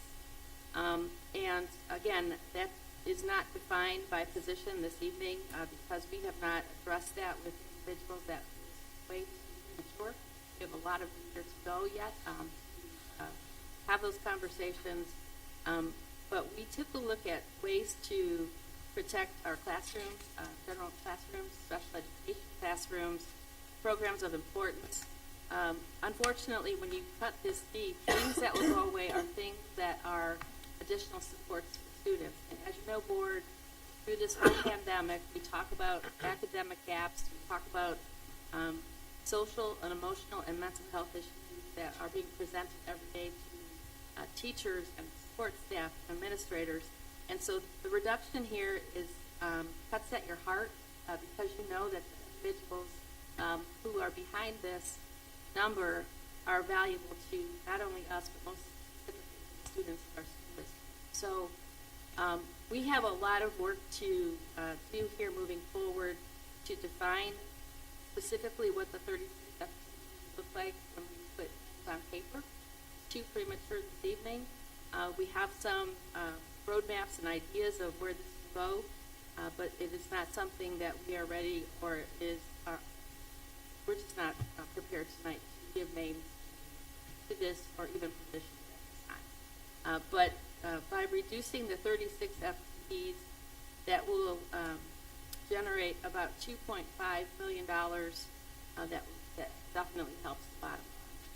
Now the question might be, why are we cutting this deep? And because the next page has the summary of the three areas: the revenue generation of $91,000, the efficiency measures of $60,000, the cost avoidance of $2.7 million for an approximate amount of $2.898 million, when the ODE is telling us that the mark is $2.1 million. And the reason is, back to somebody's question early on about what about fiscal year 26 and 27. And so we recognize that by making adjustments to the operation now, it will significantly impact deficits in 26 and 27.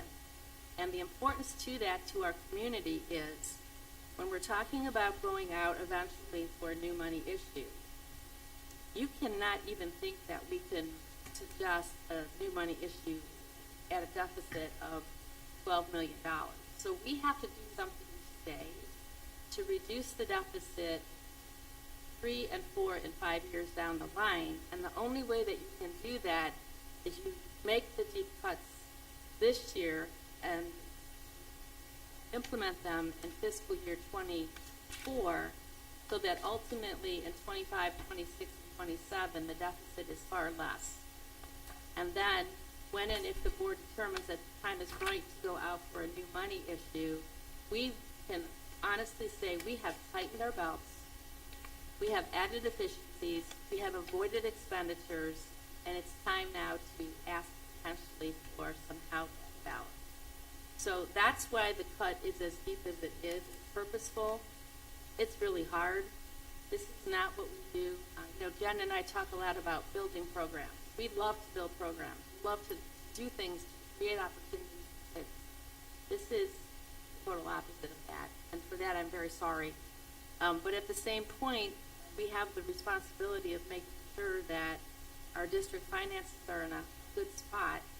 The only way you can get to a good spot eventually is by making cuts now, and that cost avoidance, the reduction in expenditures, the cumulative impact on the bottom line is much greater by what. So, Can I add maybe just a little bit of historical context? Yes. Because we're doing this now to get ahead of where the deficits are. We've been working off the financial flow chart for almost as long as I myself, Mr. Burns, Davis have been here. And we always were pushing that line out. We're always, when we first started without the operational change plan, this would have been 2012 or 2012. And then the plans went in place, and that line just kept getting pushed back, meaning we stayed out of the red, we pushed it back, it was 22, well then 22 became, it was 23, and then eventually it caught up. Tangible went away, all the lobbying efforts over the last 8-10 years, including when I took over from Mr. Stewart. He was talking about tangible personal property. We've exhausted every legislator that's come and gone, along with the other 600 some districts, but I mentioned in my initial report. So this is, it's come and due. We push it back as far as we possibly can, but we're at the point where, there's no more room to push. And I think to your point, COVID probably tipped us over the edge. I'll say what I said months ago. We didn't lose a student. We didn't lose a staff member. We were looked at as a model by other districts. I know that I was hearing the comments of how we were doing it, but it didn't come without an expense. Economy, wars, things that weren't anticipated.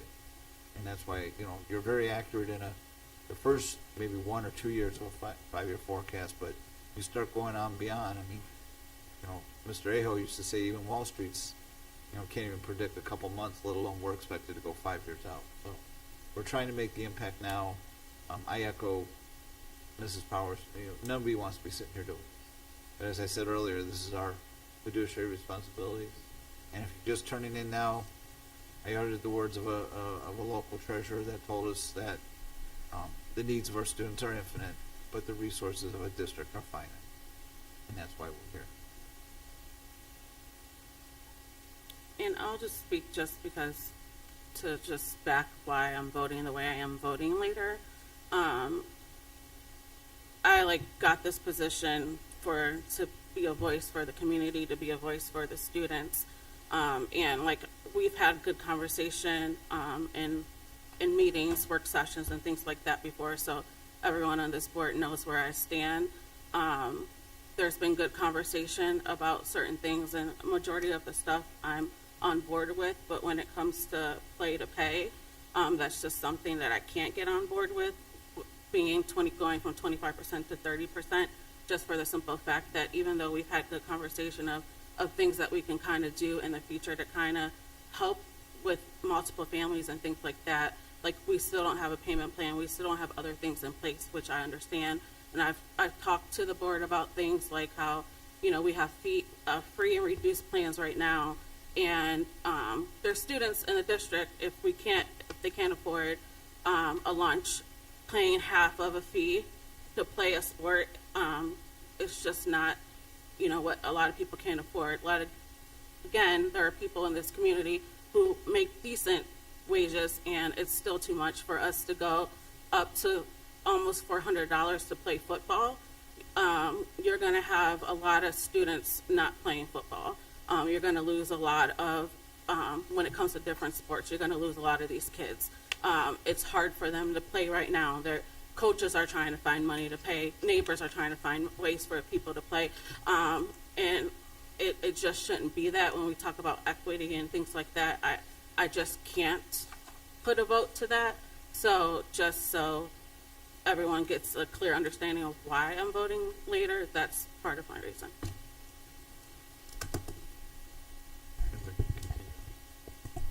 I just have a few comments too. And this is also, I guess, regarding, first of all, regarding fees.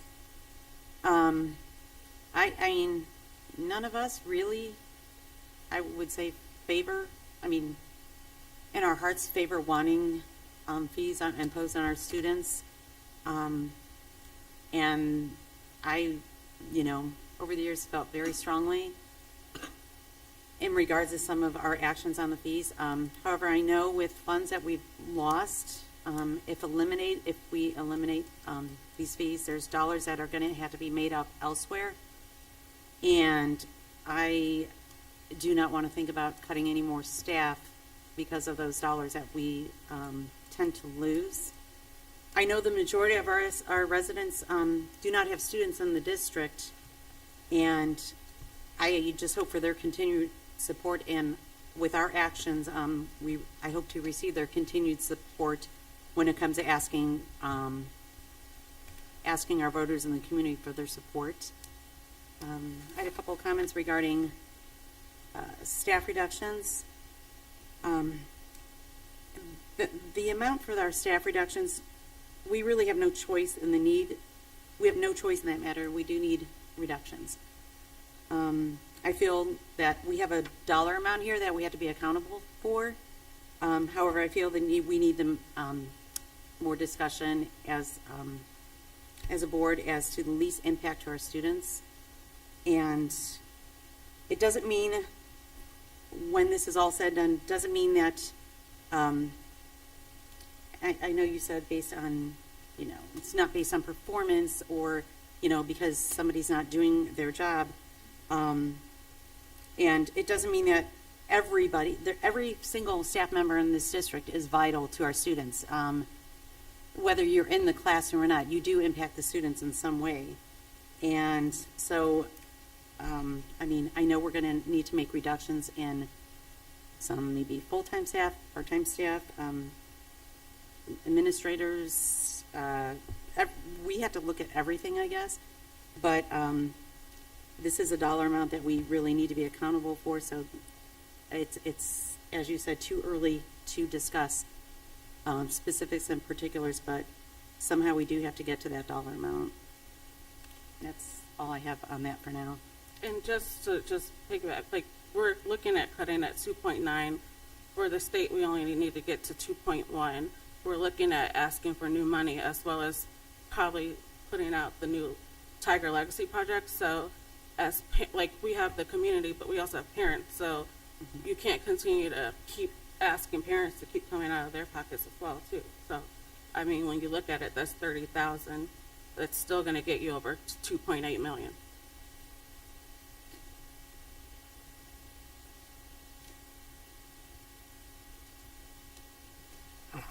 You can go ahead and finish. You're almost done, so. Okay, thank you. Mm-hmm. All right, just a few more things here. So what's next in regard to this? Board of Education, as you know, Mrs. Brosnaya and myself, Mr. Curtis, is board president, the director from the department, that the Board of Education has to authorize the plan in order for us to meet the requirements. So this evening, we will be requesting your approval of the plan as of today, so that we can submit to the department what is our requirement to do. Once we do that, we'll begin to further define the tenets of the plan. As we said, this is the target. We have several months now to add further definition to ultimately getting to the bottom line. What I do want to tell the board, though, is what Mrs. Brosnaya and I heard from the department repeatedly, is that once this is locked in as the amount that the board is authorizing, it is locked in now through fiscal year 27. And so the moral of that story is we cannot eke back into apron bus stops. We cannot add online applications unless we cut something else out. And in the beginning of the operational change plan, for the administrators who were here in the beginning, they will remember how deliberately move forward and make that true. But even now greater, because it's an ODC directive, we have to make sure that we stay in line with what it is we're saying we're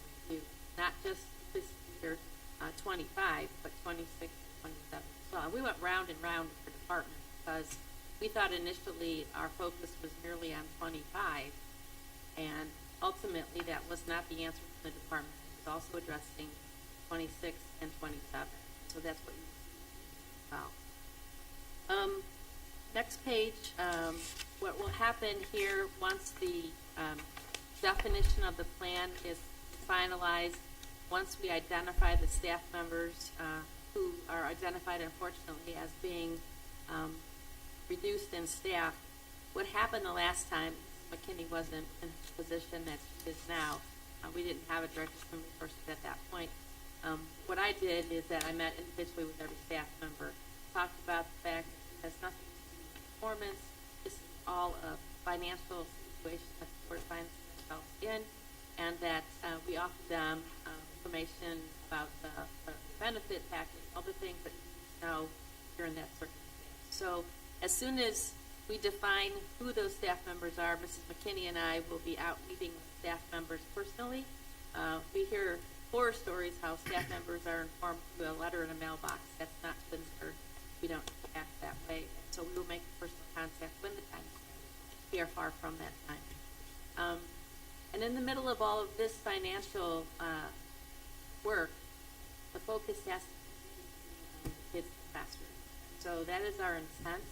You will see, Board of Education, that the reductions that we have planned as part of this really are planned with being mindful of what we must and should offer, making sure that excellent education is still paramount here, and that we continue to employ adequate staff members, adequate numbers of staff members to support the kids and all of their needs. One thing that we did not put in here is this whole topic of ESSER funding. And unfortunately, our ESSER dollars will be pretty much spent at the end of next school year. Have a small amount of money, about $200,000 left at the end of this year.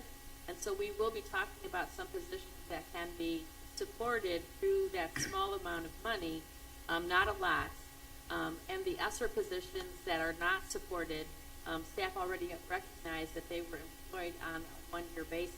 So those employees are not part of these numbers. That's a different set of employees because that is a funding source. These employees are those who are supported through the board's general fund only, not the ESSER. I just wanted to make sure that. And as we have been since receiving the letter in December, Julia and I have been as transparent as we can be to the board, to the staff, to the community, along as we march toward the end of the year. So if you have any questions, happy to answer. We're going to have further discussion later on in the agenda. I would just encourage my colleagues to look at this. This is macro. This isn't micro. We've got big numbers to move. We've seen the numbers for 26 and 27, and they're not pretty. We've been setting this tone for quite a while. And, I commend the hard work that the administration has done across all departments. Nobody wants to do the work, but, you've looked at every nook and cranny and as best you can. This is just a reduction. This does not negate the fact that we're absolutely going to need new money. And the changes that we're making now are going to dramatically reduce the amount of money that we can or that we would need to request to cover the requirement for 26 and 27. So when I say this is macro, we need to look at the large numbers. These are millions of dollars, not tens of thousands. And we have a fiduciary responsibility to not only our parents and students, but to all the community. And there are many, many that do not have students in the district or had students, and they're all taxpayers. So we need to be cognizant of all those age bands like we saw in Mr. Fallon's presentation. If it's fair, that means everybody feels some pain. And that's the unfortunate part of it. It needs to be fair and balanced as best as it can, but we can't look at the micro when we're looking at the big numbers, because these are large sweeping numbers that need to be impacted over time. And the projections of this deficit reduction on 26 and 27 is huge. And that's why I mentioned when Mr. Esnai had the two numbers up for 26 and 27, the projections that we have are dramatically lower because of these proposed changes, which then dramatically lowers the amount of new money that we will absolutely have to request. And I'll just throw the last stick on the fire.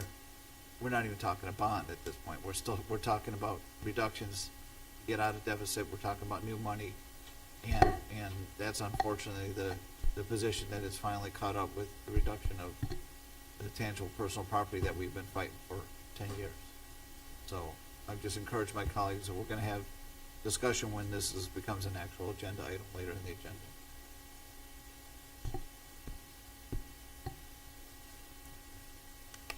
Thank you, Mr. Felber. So with that, I guess we'll have further conversation later. If you'd like us to then next report. Sure. Thank you. Thank you, Ms. Rosemeyer. So Board of Education, also this evening, I guess the more positive conversation talks about the strategic plan and all of the great work that has gone into second quarter of the year. I know we're into the third quarter, and this report talks a little bit about what happened prior to winter break. But nonetheless, the information that is going to be shared tonight is interesting. I think it's exciting, and it shows great growth and progress in our classrooms, especially with the students that we service. So this evening, we're going to proceed here. Mrs. Farthing provided a PowerPoint printout to everyone. Just a reminder that the strategic plan infographic is available on the website. We usually include it in a lot of our print materials too. Hard to see, but can't kind of see up there, but it includes all of the actionable work that the board has directed the district to ensue this current school year. And so this evening, you'll receive an update on those parts. Also, on the next slide, we talk a little bit about things that are important to us. First and foremost is our portrait of a graduate. As you know, Board of Education, more than a year ago now, that Mrs. Farthing led the work behind the creation of the portrait of a graduate. And what we say in the portrait of a graduate is that we provide all of the supports that our students need when they graduate Twinsburg High School. They're ready to be employed, enlisted, or enrolled in college or university. And so we like to keep that front and center. And what you will see tonight is there will be many references to the portrait of a graduate and why that continues to be a living document. The second document there is a poster that we have in all of our classrooms in the district, and that is the board's definition of educational equity. As you know, Board of Education, we have been working on educational equity now for more than 2 years, and just this past month, Ms. McKinney and I began the work of our Equity Steering Committee, and tonight she will provide some information in the portion of the report talking about the work behind or what the Educational Equity Committee, the steering committee, is working on. Pretty exciting information. But you will see the vein of equity throughout all of the presentations this evening. So without further ado, I want to invite Mrs. McKinney to the podium, and she'll begin to talk about the progress we're making on the board's goal as related to the Good evening. Good evening, Board of Education, and my colleagues, and those who are watching at home. The Communications Committee has several goals. Our first goal is to communicate to the greater school community, including parents of graduates and alumni, and collaborate to determine ways they can positively impact our current students. And we're utilizing our mobile app, the superintendent's weekly update that comes out every Sunday, and also our social media platforms, Facebook, Twitter, and Instagram. Those are ways in which we're trying to engage our school community, parents and graduates and so forth.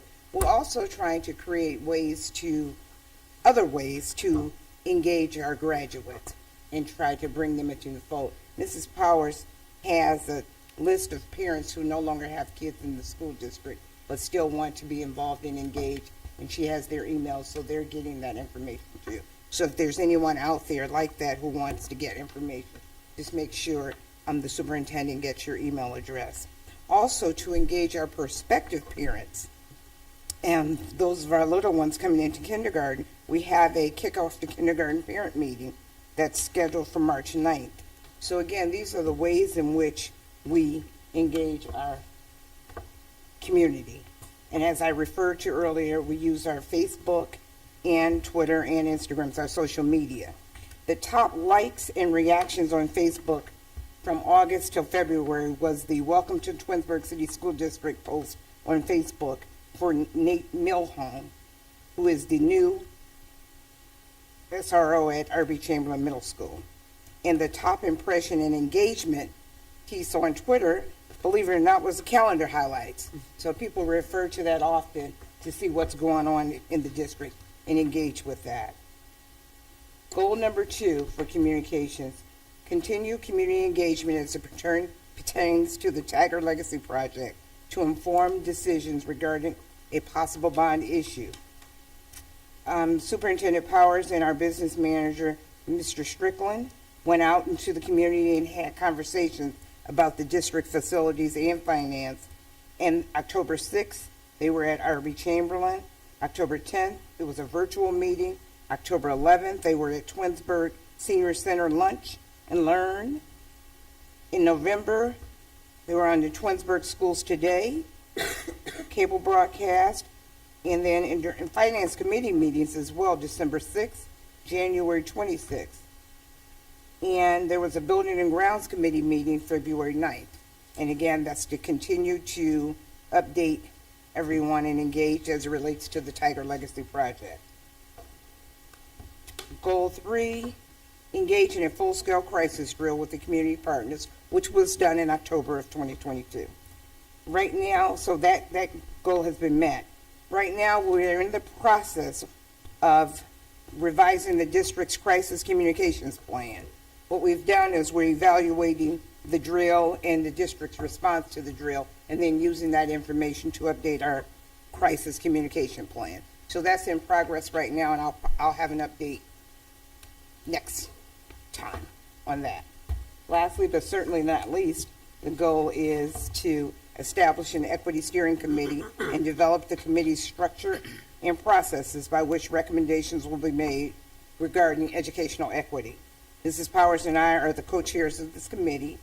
We had our first meeting on January 19th, 2023. We had 20 committee members in attendance.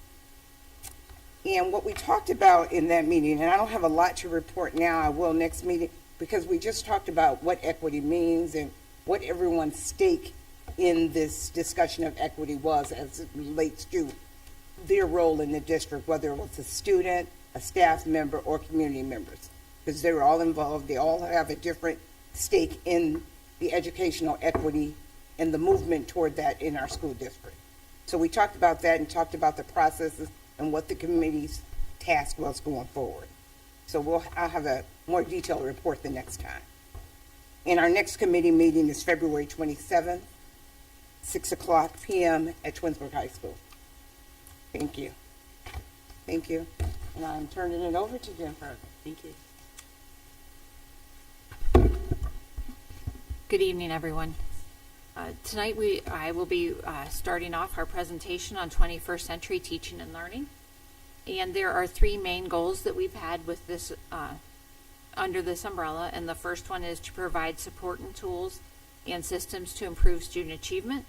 We're also preparing our students to be enrolled, enlisted, and employed. And then also we are working on focusing our pre-K to 12 on introducing them to a variety of careers. And that is going to be the focus of our presentation, at least for 21st century teaching and learning this evening. And we would like to start off with a survey that we completed with our students, and this is the first one is from Dodge. And we asked our students, now we had 537 responses from Dodge students, and we asked the students what they thought if they would be enrolled, enlisted, or employed. And 56% of the students thought that they would be enrolled, and there were 28% that said they were not sure at this time, and that seems pretty natural for that grade band that they wouldn't be sure. We also asked the students who they typically hear about careers from, and the students hear about careers from teachers and also from their family members. We received similar results with the high school, and or 7 through 12 actually, we asked them of what they plan to do upon graduation, and 77% said they were planning to be enrolled, and about 15% said they weren't sure at this time. And very similarly, we had the same type of feedback that the students are hearing about careers from their teachers and also from family members. And now I would like to turn it over to Ms. Turner and Mrs. Allen. Still getting used to that last name. I'm looking like. So am I, Mr. Felber. It depends on where I am in my life. Not everything has changed. So at Wilcox, our kindergarten and first grade students participate in technology time using their Chromebooks every week for about a 45-minute period. And a lot of the things that they are learning are, pre-career, pre-college, be responsible with your Chromebook, how to take care of it, making sure that they're learning to navigate the computer, the apps, the Google Classroom, being responsible with being on the internet and online. Keyboarding skills, creating and editing documents. It is pretty amazing when you go in and you see these kindergarten students and they open up their Chromebooks and they get right in and they know exactly what they're going to do. Part of the reason for this is because we have an amazing technology assistant, Mrs. Alana Allen, and one of the things she did with the students related to college and career is this When I Grow Up project. So there's no one better than Mrs. Allen to tell you about that project and what happened with the children. So I'm going to turn it over to her. Good evening. Thank you, Mrs. Turner. I'm meeting some of you for the first time. My name is Alana Allen. I graduated from Twinsburg. I'm a parent of 4 kids who are in Twinsburg schools, and so I'm very happy to be also working for Twinsburg. One of the projects that I was working on for the 21st Century Initiative was talking about career planning. And how we started on that was reading a book by Weird Al Yankovic, When I Grow Up. If you haven't read it, take a look. It's a fun way to get started, talking about how your interests can spark where you might want to work when you grow up. So with guidance from me in our conversations, we used a program called Canva online, and we started talking about what the kindergartners and the first graders wanted to, what their first ideas are. They learn how to copy and paste, how to look for files, how to record their own audio, and I don't want to talk too much, but there is a video for each class in kindergarten and first grade, but I compiled a representation of each class. Thank you for having me. Enjoy it. Thank you.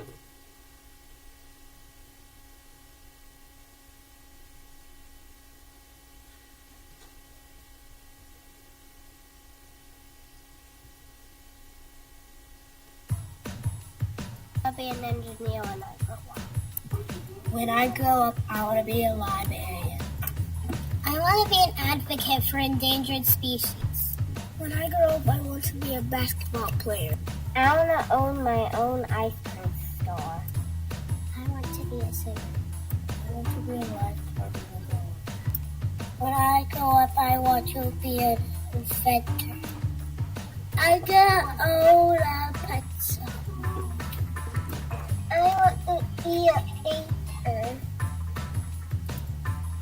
When I grow up, I want to be a soldier. When I grow up, I want to be a zookeeper. I want to be a king. I want to be a farmer when I grow up. When I grow up, I want to be a fashion designer. I want to be a baseball player when I grow up. When I grow up, I want to be an electrician. When I grow up, I want to be a music teacher. I want to be a YouTuber. I want to be a doctor when I grow up. I want to be a DJ when I grow up. When I grow up, I would like to be a figure skater. I want to own my own jewelry store when I grow up. I want to be a co-designer when I grow up. When I grow up, I want to be a NASCAR driver. I want to be a pilot. I want to be an underwater. I'm going to be a blacksmith. When I grow up, I want to be an obstetrician. I'm going to be a professional soccer player when I grow up. I want to be an air traffic controller. I want to be a scientist when I grow up. I want to be a nurse when I grow up.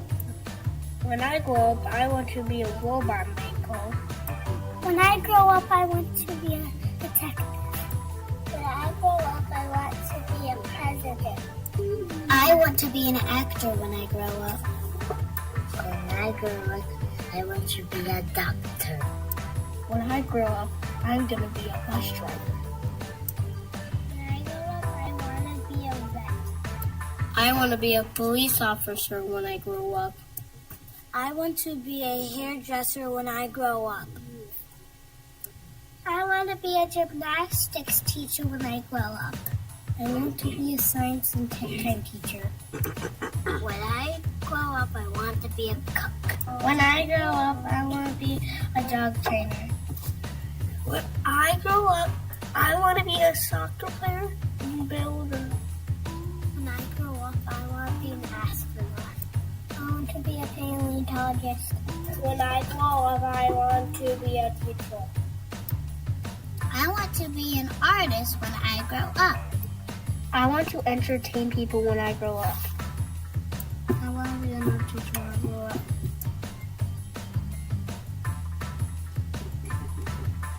Thank you. Thank you.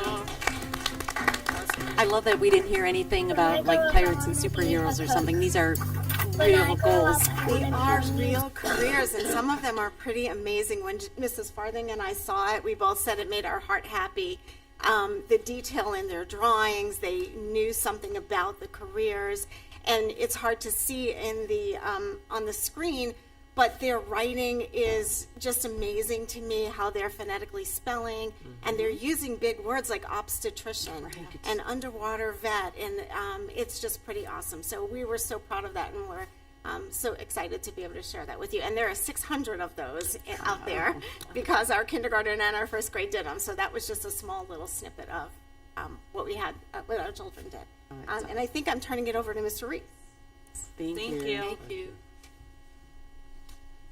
So earlier I had to follow the Bissell kids, and now I have to follow the Wilcox kids. So I feel this is an unfair labor practice. But at RBC, we want to do our part to make sure our kids are enrolled, enlisted, employed, and ready for that. So we've added quite a bit of programming this year to help them be prepared.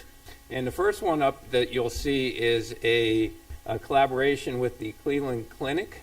They partnered with us to bring our students RBC Career Connections in the Cleveland Clinic rounds.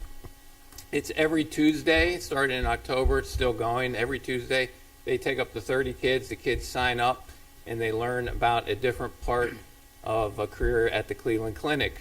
For example, the last two, we had cardiology, and the last one was pathology. And then within those, they learn about different careers within cardiology and different careers within pathology. And so we've been able to put a lot of students through that program. It's been very well received. It fills up every time. So it's making sure everyone gets a chance to do it who wants to participate. My favorite one they did was a peanut allergy. So really the kids could really relate to it. Like what happens if one of your friends has a peanut allergy and ingests peanuts at school?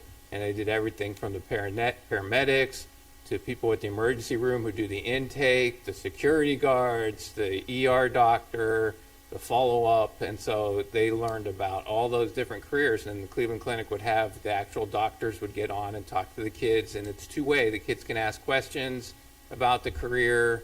And it's been a really neat partnership.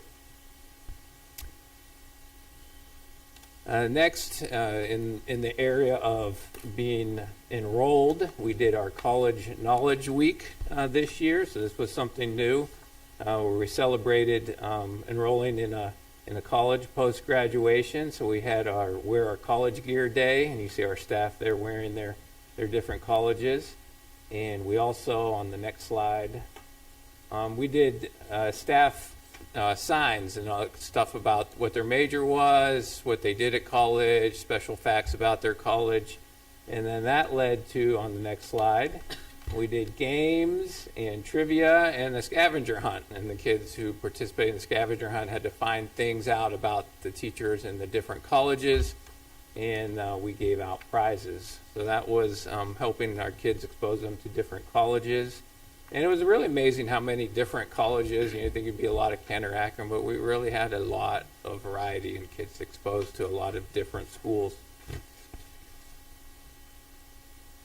And in this slide, this was part of our commitment to exposing kids to being enlisted. And so what we did here is partnered with area service people or veterans who came in, and kids who were interested in finding out about a career in the military signed up, and there was a panel discussion. They submitted questions beforehand so we could read them over, but then they did a question answer with them and had lunch with them, and so they were exposed to the different areas. We didn't get anyone from the Space Force, but I think we got the other branches there to talk to the students. And this was my favorite. Not college isn't for everyone. The military is not for everyone. Some of our students are going to go straight to employment. And we partnered with CVCC, and they brought the students in different fields. And this, all the students in the school went and were part of this through their language arts classes. Again, they did prepared questions, and the students answered their questions. And there was carpentry and HVAC and automotive, really engaging. The one girl, kind of non-traditional gender role, was the carpenter, and she talked about why she got into carpentry. So I think that was great to have that exposure and to trying to change that paradigm that anyone could be a carpenter. And so that exposed them to not just CVCC, but things that they could do post-graduation that don't require a 4-year degree.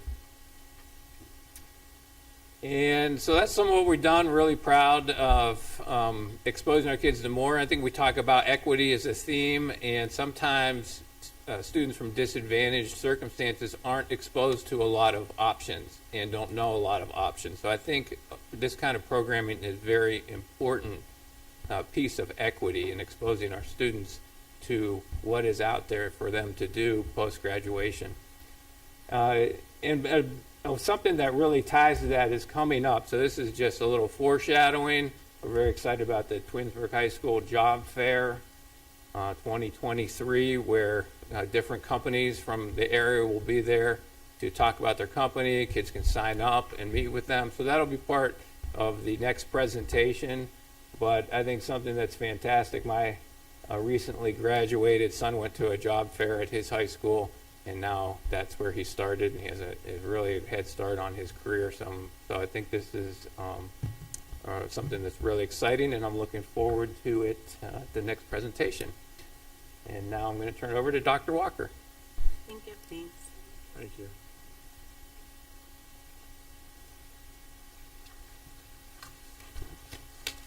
Good evening. Stand here before I break it. Okay. So I want to discuss a couple of goals specifically under culture and climate. The first being one thing that we will discuss is the social emotional learning curriculum, and then also the alignment of our multi-tier systems of support. So some of the things that are taking place here in the district, we have coming up, especially next week, so this will be my public service announcement, on February 22nd, we'll be having our Healthy Me, Healthy You, Healthy Youth. That was originally scheduled in January, but was had to be rescheduled for I believe it was our first snow day of the year, and so we had to reschedule that. We started this in response to things we were just seeing locally, to support not only our students but our parents of students who may be going through challenging times with their children, and even what they're seeing in the and what's going on. So the Healthy Me, Healthy You, Healthy Youth workshop will not only discuss just mental health awareness in general, but it will also discuss some importance of maintaining safety on social media.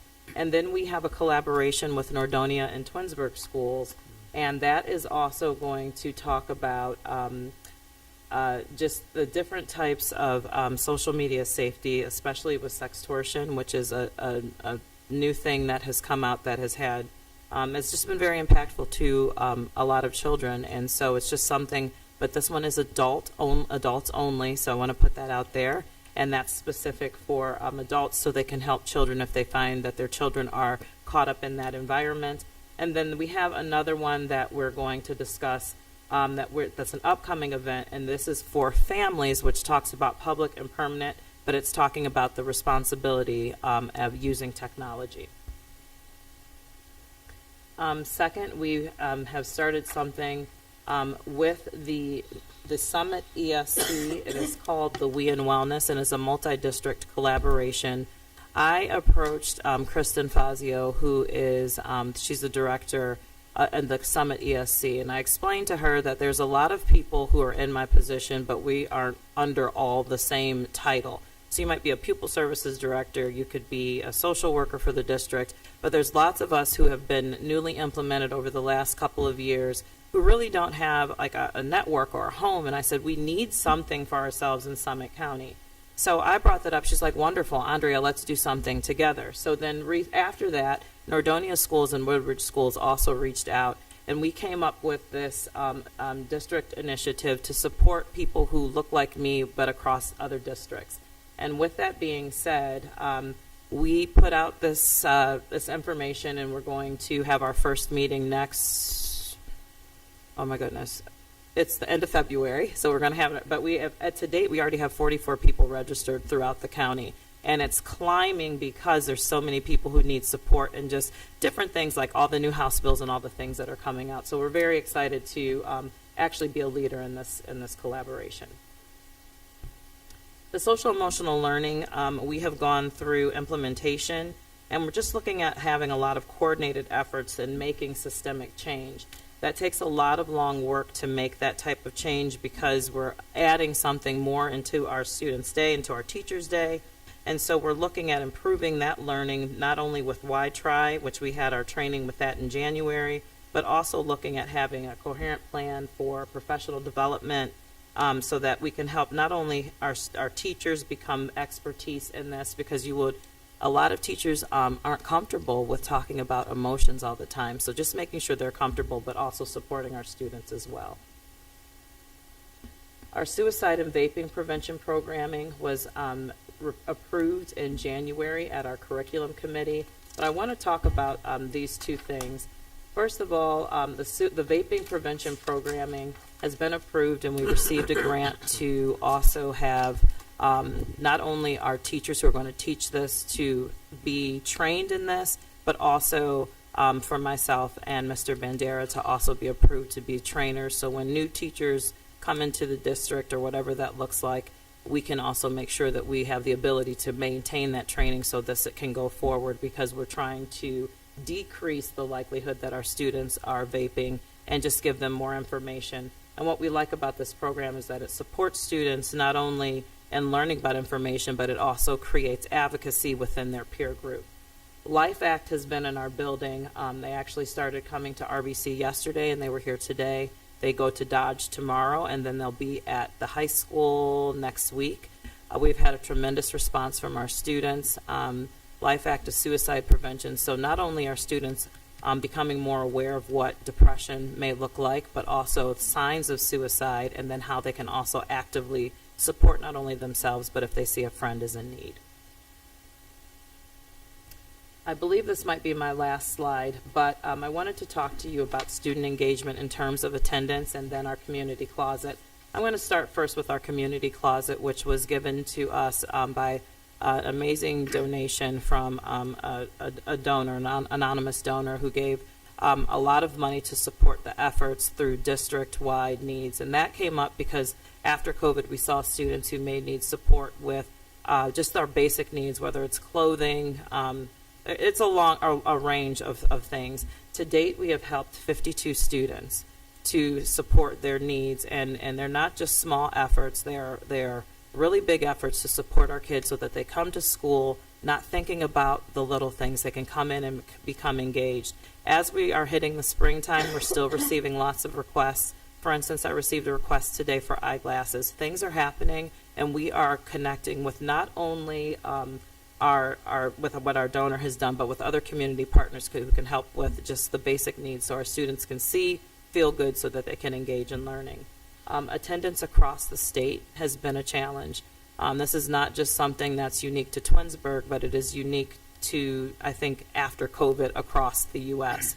So we have many attendance plans that are in place, but we also are having many students having positive impact and coming back to school, coming back and engaging in a way that they can remain here. We've had a lot of attendance plans, a lot of engagement from all of the principals to make sure our students are here, and we're trying to reduce those barriers so that they remain coming to school faithfully daily. And next, I would like to introduce Mrs. Johnson to talk about PBIS. Thank you. And as we talk about those positive behavior interventions that are put in place to help our students, that goes along with trying to get them to school every day, as well, as you heard Dr. Walker say. But just to give you a little bit of a mid-year review, it gives us an opportunity to reflect on things that we've been doing within the school building over the first part of the year, and what things we need to do to continue with providing students with what they need. And so as we look at what we do at BISO, we had the opportunity to take time to reflect and get feedback on some areas in which we are strong in and areas in which we can continue to work on. So tonight I just want to share with you a little bit about some of our recognitions and celebrations of positive behavior. We created a Google form to get immediate feedback, so we have information in real time to help us develop groups for needs of that we see that is something that we need to support in terms of our students. And then also the areas to look at in which some of the behaviors are happening. So again, we can take a look at those areas and be able to set programs that will support our students that are in need. Through that real-time tracking system that we have, we also look at things that will allow for us to start with our students when we use our related services like Beachbrook services, our guidance counselors, and whether or not we need to reach into some other supports to help our students. We completed a walkthrough with SST8, which gave us the opportunity, again, to take a look at what we're doing well and if there's things we need to improve on. And one of the things we found was it was important for us to know as we go through the process of the PBIS is to make sure that we are incorporating a survey that is done through our the tiered fidelity inventory. So I'll talk a little bit about those things to give you an idea. So the next slide. This is a Google form in which we were able to put into effect, and what happens is our staff goes in and they put information in that's happening in the building. And so this gives us real-time information as we monitor our referrals and infractions that are being violated throughout the day, so that we can develop programs and supports for our students. So not only does it give us information in terms of what's happening as far as the infraction is concerned, it also tells us the location in which it's happening, so we can address those areas.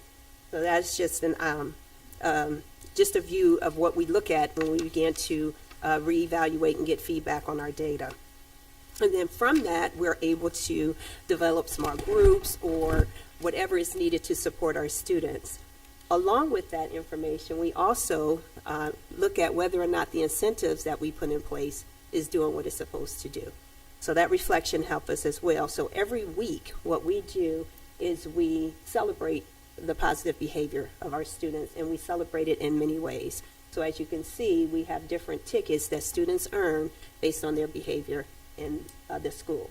And so any staff member, it doesn't have to be a teacher, any staff member can reward students based on that behavior. And then every Friday, we pull tickets, and as you can see, our tickets increase a lot over the quarter, just to show that our students are really doing some positive things, and we're recognizing them for that. And we love that celebration part of it. And then the last slide talks about the self-assessment survey, which is there to give us feedback, again, from a staff perspective. It is done by the University of Oregon. It's put together for all school districts who will be interested in applying for the PBIS awards. So obviously it's consistent for all.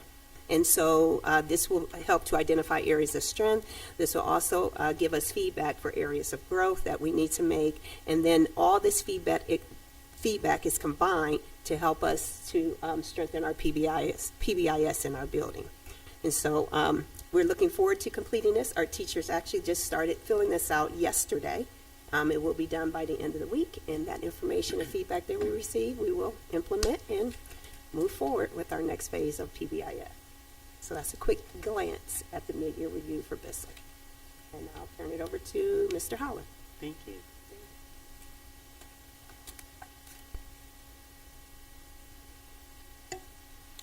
Good evening, everyone. I want to talk a little bit about our Black History Celebration items that we've been putting on in some of the buildings. I'm going to speak specifically to Dodge. And I'm really proud of this event that we did on Tuesday. I guess that's yesterday.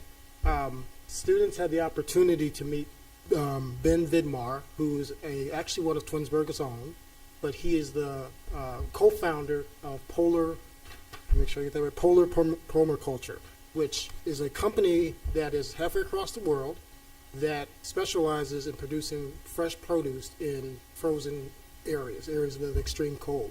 And so our students did a virtual Black History Month assembly where the entire student body had the opportunity to participate in this assembly. And so the way that what you're seeing in the picture here is a couple classes, and then this has been presenting to us through this the virtual platform to all of our students.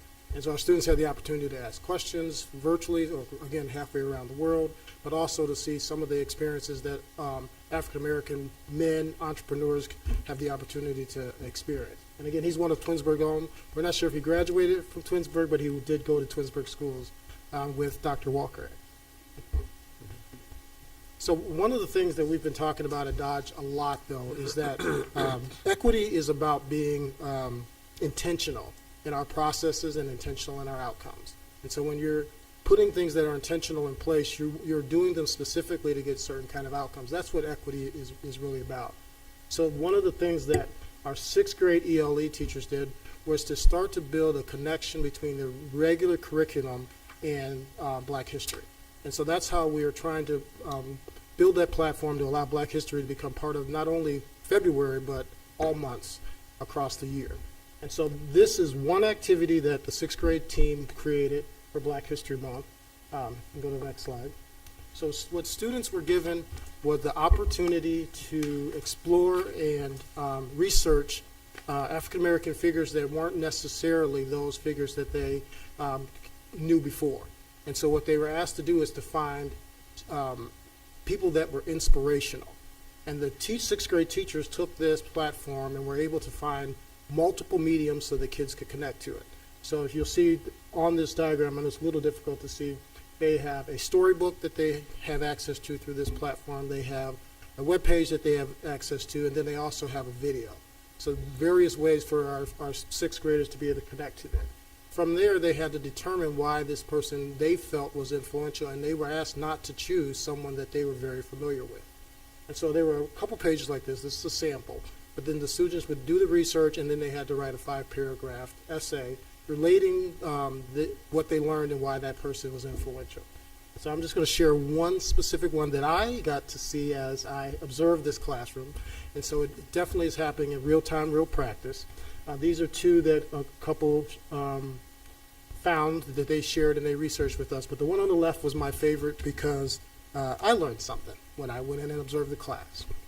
So Mae Jamison, if you didn't know, Mae Jamison in 1987 became the first African-American woman to be accepted into NASA's astronaut training program. We also found out that in 1992, aboard the shuttle Endeavour, she became the first African-American woman in space. And then my favorite one, because I'm a Trekkie and I hope some of you are too, actually Mae Jamison became the first real astronaut to ever play a role on Star Trek The Next Generation. And so Mr. Reese mentioned not having an astronaut. Mr. Reese, you can share this with your group for the next one. But the kids got an opportunity to do this research, share it out, write their 5-paragraph essay, share it back with their class. And so it was more than just a morning announcement or something that happened briefly throughout the day. It really gave the opportunity for kids to dig deeper into understanding their person that they researched through Black History Month. And we're really proud about this activity, and this was all created by our 6th grade team. So at this time, I think I am turning it over to Mr. Bandera. Thank you. Thank you, Mr. Holland. Thank you, Board. So I get to talk about safety and security this afternoon, or this evening now. And we'll talk about safety and security and how it's impacting our students. So our goals this year, we're talking about our student groups. We're talking about our collaboration with our law enforcement community, and then talking about that drill we performed back in the fall. In talking about that, I'd first off be remiss if I didn't mention in our first slide here that it is National School Resource Officer Recognition or Appreciation Day. So we appreciate all of our school resource officers. And we've been blessed this year to have a great group of school resource officers, both from our Twinsburg Police Department and from our Summit County Sheriff Department. And they're more than just officers in our building. One of the things we heard when we went around building the building was that it makes our students and staff feel safe in the building, and they're great participants. As you can see in the one picture there, I think our Wilcox students were playing a game with some of our school resource officers right there. And we're very proud of also our school resource officer at RBC, Officer Milholm, who had wrote a grant and has implemented a sensory bag that has now been implemented in all of our Twinsburg police cruisers. There's a sensory bag, and he also has one in his office at RBC. And the sensory bag contains items that they may, when they encounter a student who has maybe a different disability, they can pull out this bag, and it has very simple, visual cues for the student. It has, or the person. It has a stuffed animal. It has different sensory items. It has different calming things that might make someone feel more comfortable who have a disability when they're on the road. So we're happy to see that happening across our buildings. For safety and security, our next topic was our principal advisory councils, and those are in full swing. Our Wilcox group is going to be starting theirs starting actually next week. Our youngest Tigers are working on that. Our Bissell Tigers are, I can show you a slide here in just one second, but I'll come back to that. But they have what they call their change agents, and I love the term there. The Bissell, they address school safety. So starting in December, they led a month-long kindness quest, and they were encouraged to do daily acts of kindness for others. And then they also help out in lots of different ways, just like the reminders here, and you'll see a picture here in a second of our Bissell students reminding others to be safe as they walk through the hallways. Slow down, stay to one side of the hallway, kind of focus on those things within the building. At Dodge, our principal advisory council there works to promote safety, but also works to talk about that equity piece that Mr. Holland just talked about. They talk monthly about how they can make equity a definition that our 4th through 6th graders will understand. And then they also promote that through their equity calendar. They have an equity calendar where they recognize different groups of individuals, different groups that can be recognized, and how we recognize them, like they are for Black History Month right now. And at RBC, they talk about having a culture of respect, and how the students can have how they're respecting themselves, respecting others, and respecting their peers and staff members throughout the building. Mr. Lynn's going to talk here in just a moment about his advisory council, but I want to talk about a very cool connection that's going to be happening soon here, where our THS advisory council is going to be partnering with our Dodge advisory council, and they're going to be kind of doing a cross collaboration. Mr. Lynn will talk a little bit more about that in a second. And if I jump one more slide, as I mentioned about our Bissell change agents, there they are, kind of reminding our students to walk in the hallways, and then also promoting their kindness, their month of kindness that they did back in December. So I'm going to turn over to Mr. Lynn, who's going to talk a little bit about safety and security and from the high school level. Thank you, Mr. Bandera. Good evening, ladies and gentlemen of the board. Thank you for having us this evening. Just some quick updates on safety and security at the high school. We have a spotlight on some of our security liaisons there that Mr. Strickland has been instrumental in that. And I want to also applaud the district's commitment to having the security liaisons both after hours and sometimes during the school day. Safety and security is something that is consistently grown in all of our time. I would say in my 20 years in education, it is not a part of the conversation, it is the conversation. So I just want to say thank you because it's really, Mr. Falber, your quote, the needs are infinite and our resources are finite, but I feel that Twinsburg rightly so, places so much emphasis on our student safety and security, and then we dedicate the manpower that is necessary to have these conversations.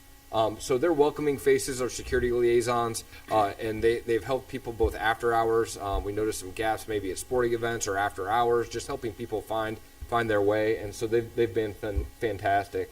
Also with arrival and dismissal. In the middle of there, you see we have a new school resource officer at THS this year.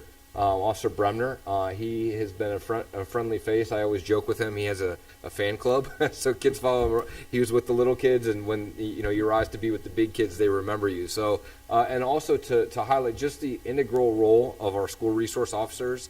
They are more than just an officer of the law. I want to applaud our commitment with TPD because these folks are sometimes the folks that kids talk to first about something that's going on in their life that they need. And they help our students so much every day. And I feel that with Officer Bremner, with all of our school resource officers, I say, you guys could write the manual on what school resource officers look like. So I just want to give a public shout out to all of them.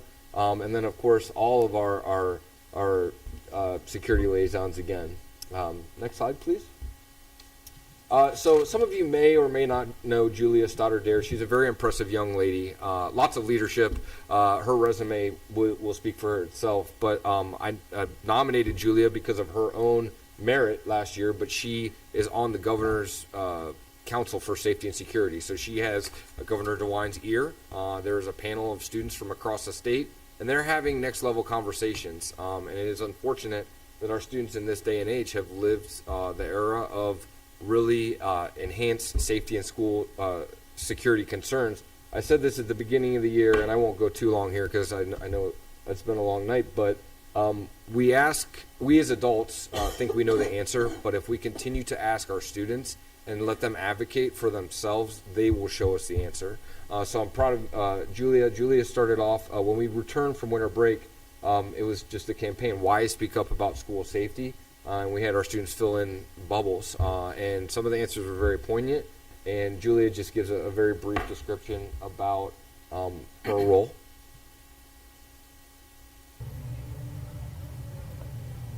Hi guys, I'm Julia Stoddard-Dare. I'm a junior and I'm a part of the Ohio Student School Safety Council.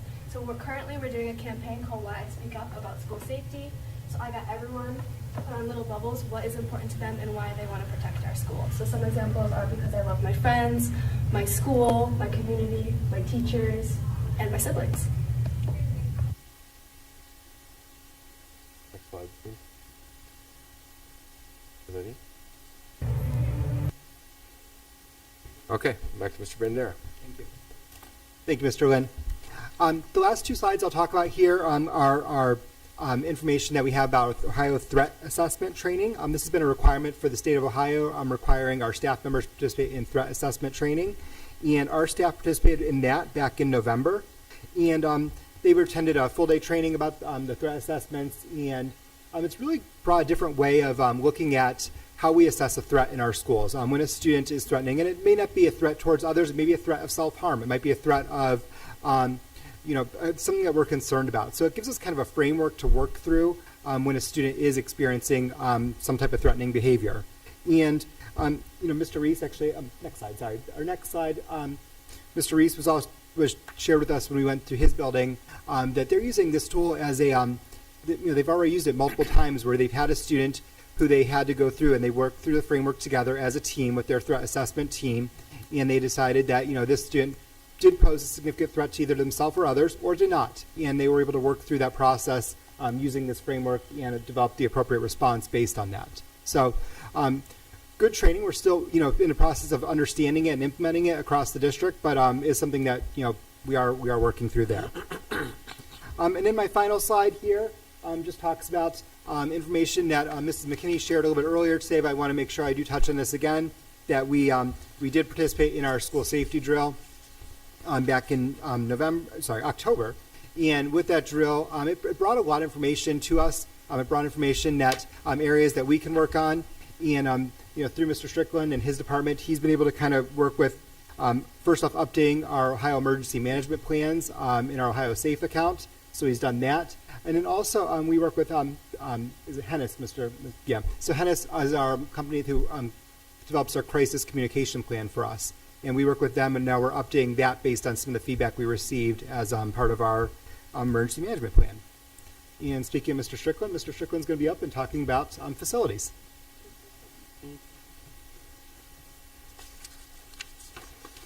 Good evening, board, community. Thank you, Mr. Bandiera. Appreciate it. So I'm up to bat with facilities, and when you talk about educational equity, you can't leave facilities out. You know, we talk about textbooks and Chromebooks and all the approaches that we take with academics and sports, but we have to talk about facilities. Where are they doing these activities at? Do they meet our criteria and our needs of safe, warm, and dry? The buildings, the grounds, the learning environment. Part of my mid-year goals and updates, when we talk about master planning, we talk about keeping our expenditures within our permanent improvement dollars.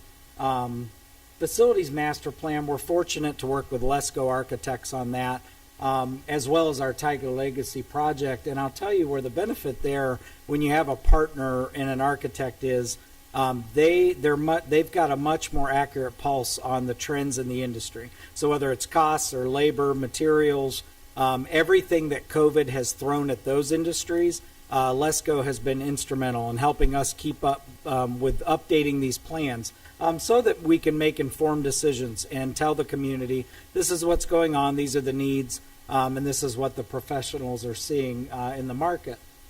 So we continue those engagements and updating those projects.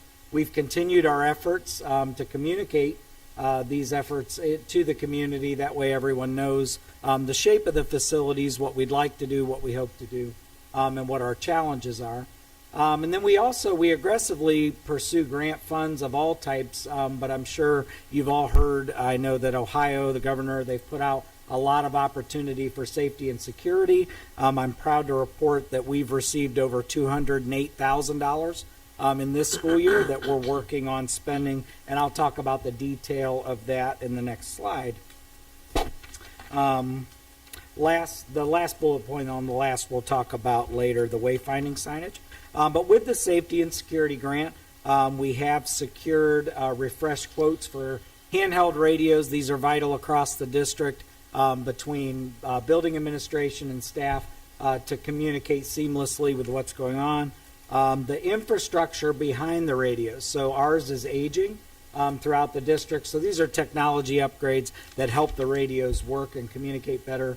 Additional security cameras, both indoor and outdoor. That was a big need that we wanted to address, is our exterior and parking lot facing facilities, fields facing cameras. And then badge reader terminals outside doors, so we can, better fortify our schools, make sure who's coming in has adequate identification. Next slide, please. Thank you.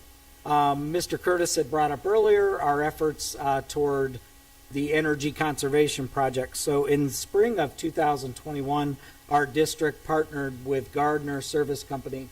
And basically what a project like this seeks to do is you're able to make upgrades to generally your HVAC system and LED lighting.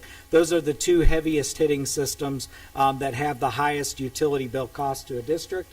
What this enables you to do is borrow against projected energy savings. And that John Summers and I are working closely with them to make sure that each building is coming along. I'm happy to report that all of the mechanical systems have been upgraded and we're done with that. Now we're working through the automation side of it, building by building.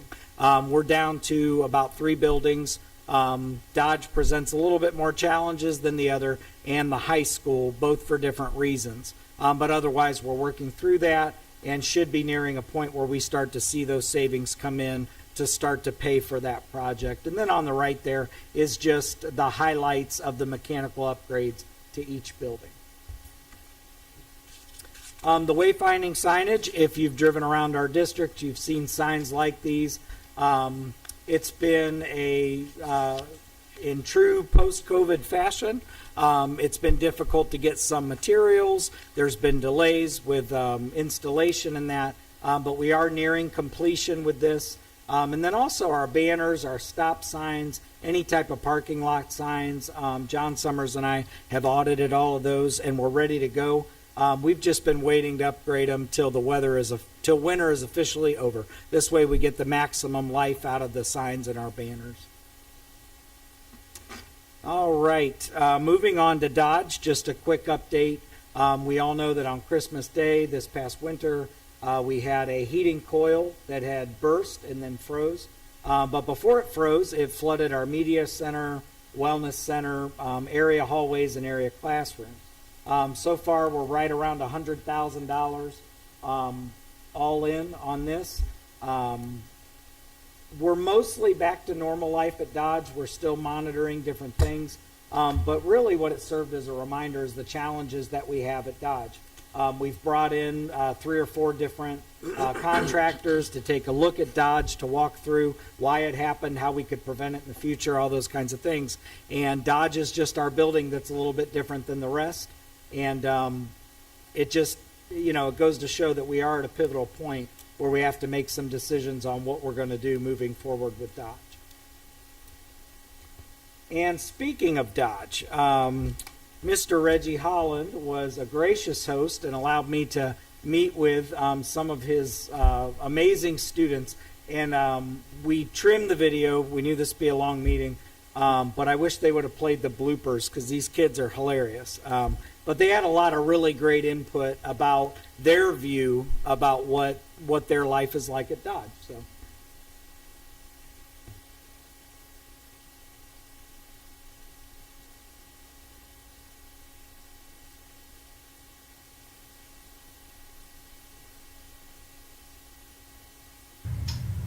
Good afternoon.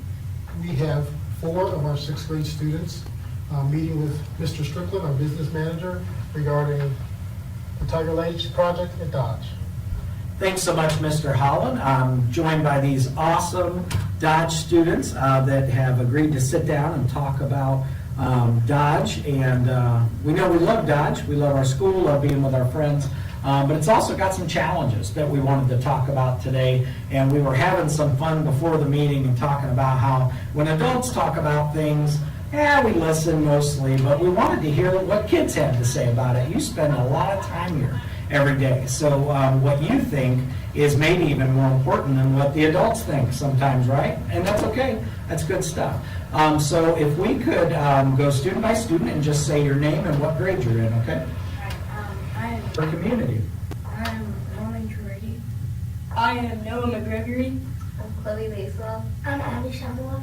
All right, awesome. Thank you again for joining us. So let's just take quick turns talking about what your day looks like at Dodge, what your favorite things are, and then maybe some things that you think you'd like to see change. Can we start over here? I really enjoy library class, but I just wanted to say, because our teacher reminds us a lot about volume, because the library doesn't have a roof or like complete walls. And like we have to be like kind of quieter in the library, so it'd be really cool if like the library got like closed up a little bit more. I enjoy like going outside like to recess with different friends, but like a challenge is sometimes since it's right next to like little what is it called, like the water treatment plant. It's like really like it smells sometimes. So sometimes I can always enjoy your recess because it like smells really bad. Yep, that's tough. That's a very real challenge even with all the sports back there, the baseball and football fields. So thank you for sharing that. We appreciate it. How about you, sir? I just enjoy my day in general. It's fun coming here, but one thing I wish was closer were the lockers, because it's quite far from the lockers, so we can only make like 2 or 3 trips a day. It would be nice if it was just closer so I don't have to carry so much on my back. That's really it. Right? Very nice. No, and that's a great point, because if you walk around the building, students can either be late to class or late to the bus because of how far they have to go for the lack of lockers. So that's totally true. Thank you so much for sharing. How about you, sir? My day looks like it's a pretty well-balanced day. We switch social studies, language arts. We get up to recess and stuff. Like she said, doesn't smell too great. how much better it could be if we can improve the facility. You know, a new building would be great. If you come here when class is in session, kids are just cram-packed in the room. That makes it hard to learn. We've got over 900 students in this building, and that's kind of crazy when you think about it, with a building this size, hallways this size. So we are taking a look at all the systems here in the building, trying to do what's best for you kids, give you the best environment that we can to learn. So again, thank you all so much for participating and joining us this morning. We really appreciate it, and go Tigers.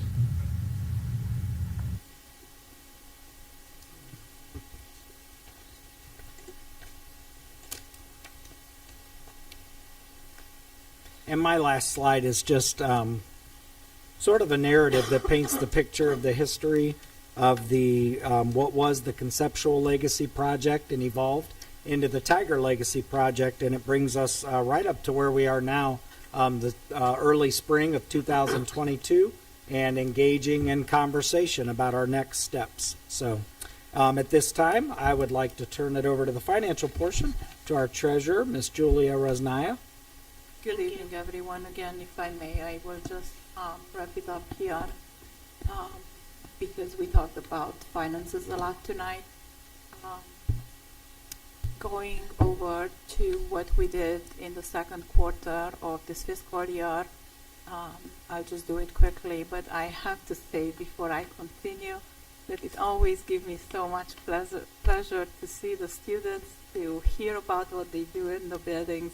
I always feel my area comes up for topic. It's not fun. It's not.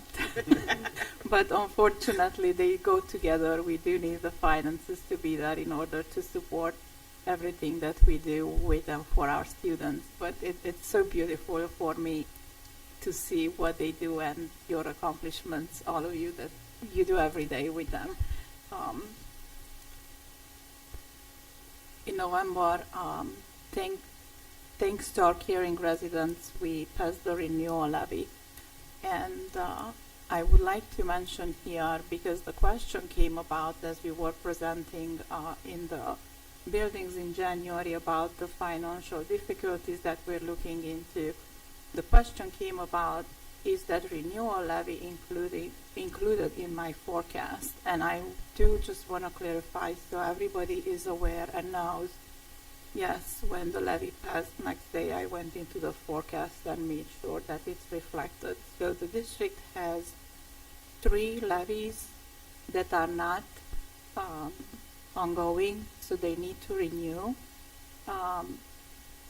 2 of them are 10-year long and 1 of them is 5 years. So the forecast currently does reflect all of those collections, just so that everybody is aware. So when that forecast was presented in November, we talked about that already, bringing the attention to the deficit spending that we have and the negative cash balances. I asked the finance committee to meet shortly after that, so we managed to have a finance meeting on December 6th. We talked about numerous things.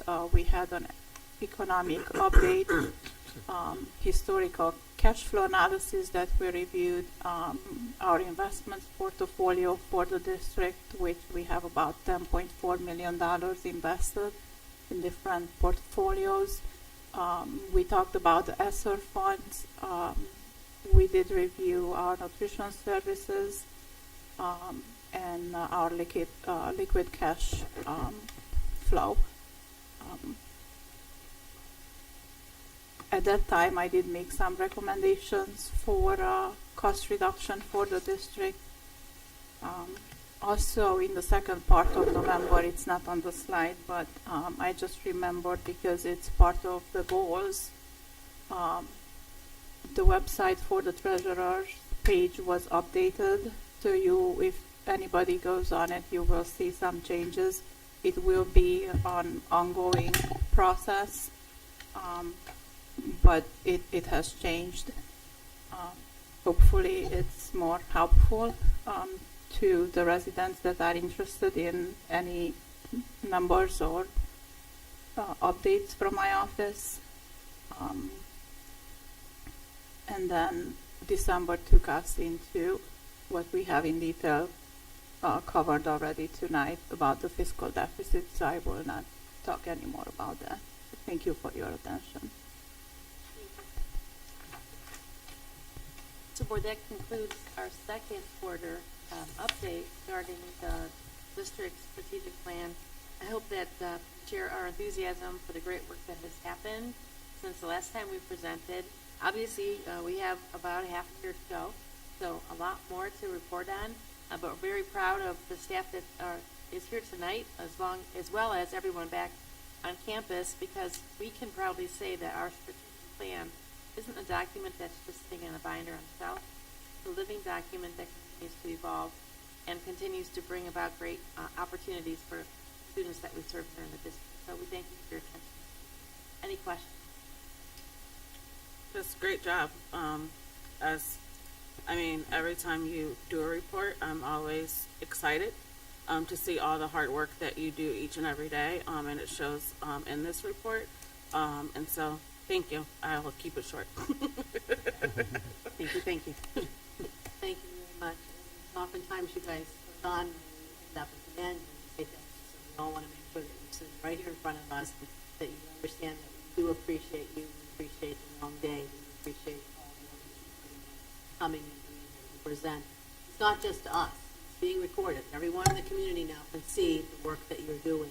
There's no reason anyone can say that they don't know the good work that's happening in the district. So thank you very much for your time. I'll deliver the best news. Anybody that doesn't have any additional responsibilities, now would be a good time. Go have dinner. Go get some sleep. Thank you. Go get some sleep. Thank you all. So we're going to move on, Mrs. Powers. Nothing further. Ms. Rose Nye, do we have any blue cards? Remonstrance, I didn't. All right. I'm going to move on to Treasurer's Report and Recommendations. H1 and 2. H1, resolved that the Twinsburg Board of Education approves the following meeting minutes: special meeting of January 30th, 23, and the regular meeting of February 1st, 2023, as sent to the board under separate cover. And 2, resolved that the Twinsburg Board of Education approves the cash account for the Twinsburg High School Black History Club 200-9192.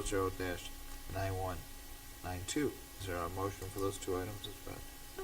Moved by Mrs. Travis. Is there a second? Second. Second by Mrs. Davis. Questions? Any explanation on the item 2? So, adding an account? Adding an account for the Black History Club.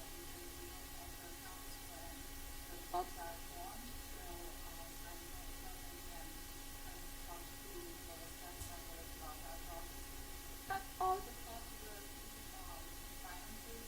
They were not fundraised, all of them.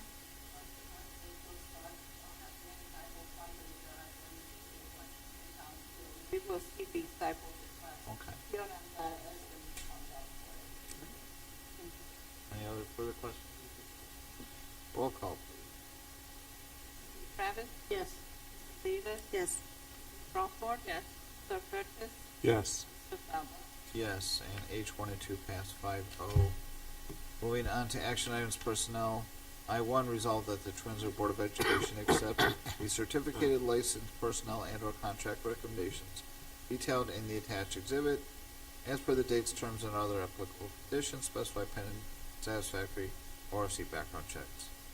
I2, resolved that the Twinsburg Board of Education accept the classified personnel and/or contract recommendations detailed in the attached exhibit as per the dates, terms, and other applicable conditions specified pending satisfactory ORC background check. And 3, resolved that the Twinsburg Board of Education accept the supplemental contract recommendations detailed in the attached exhibit as per the dates, terms, and other applicable conditions specified pending satisfactory ORC background check. Do I have a motion for those 3 items? So moved. Moved by Mr. Curtis. Is there a second? Second. Second by Ms. Davis. Any discussion? Just that, I think for the Greenfield trip, just so that it doesn't look like it's all Greenfield, it's also Fitch in addition, so you'll see different dates and times. It just says Greenfield for all of them. Any other discussion? Roll call. Retirement. Oh, I'm sorry. To Wei Ling Haldeman, who is our educator, who is the Chinese or world Yeah. language there in Academy. Thank her for all 5 those years of service, so congratulations. Thank you. Roll call. Mr. President, Yes. Yes. Rockwell, Yes. Ms. Bevan, Yes. Ms. Elmore. Yes. I, 1 through 3, passed by vote. Going on to action items, new business. J, 1, resolve that the Twinsburg Board of Education accepts the instrument donation from Laura Botnick of Twinsburg to the Twinsburg High School band. The trumpet is valued at $150. 2, resolve that the Twinsburg Board of Education accept the donation from Ohio Pile Prince, Ohio Pile, PA, to Twinsburg High School in the amount of $124.48 from the sale of Twinsburg apparel at local retailers. The donation will be used for miscellaneous instructional supplies for the academy.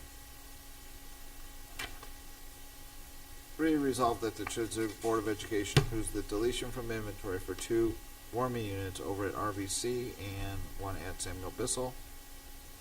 Tag numbers are there in the agenda.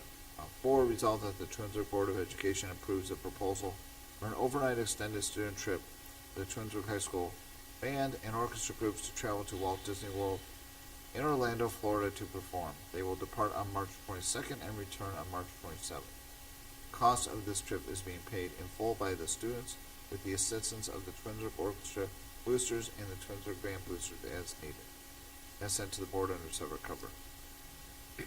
5, resolve that the Twinsburg Board of Education approves a proposal for overnight extended student trip for the Twinsburg High School Great Expectations Show Choir to travel to DeKalb High School in Waterloo, Indiana, to compete in the DeKalb Choir Festival from February 11th, 23 to February 12th, 23. The cost of this trip will be fully funded by the vocal music boosters as sent to the board under separate cover.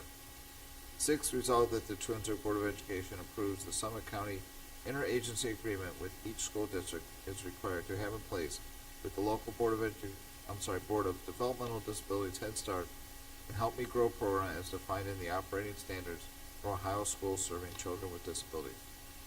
7, resolve that the Twinsburg Board of Education approves the College Credit Plus Memorandum of Understanding between Cuyahoga Community College and the Twinsburg City School District for the 2023-2024 school year as per the attached exhibit.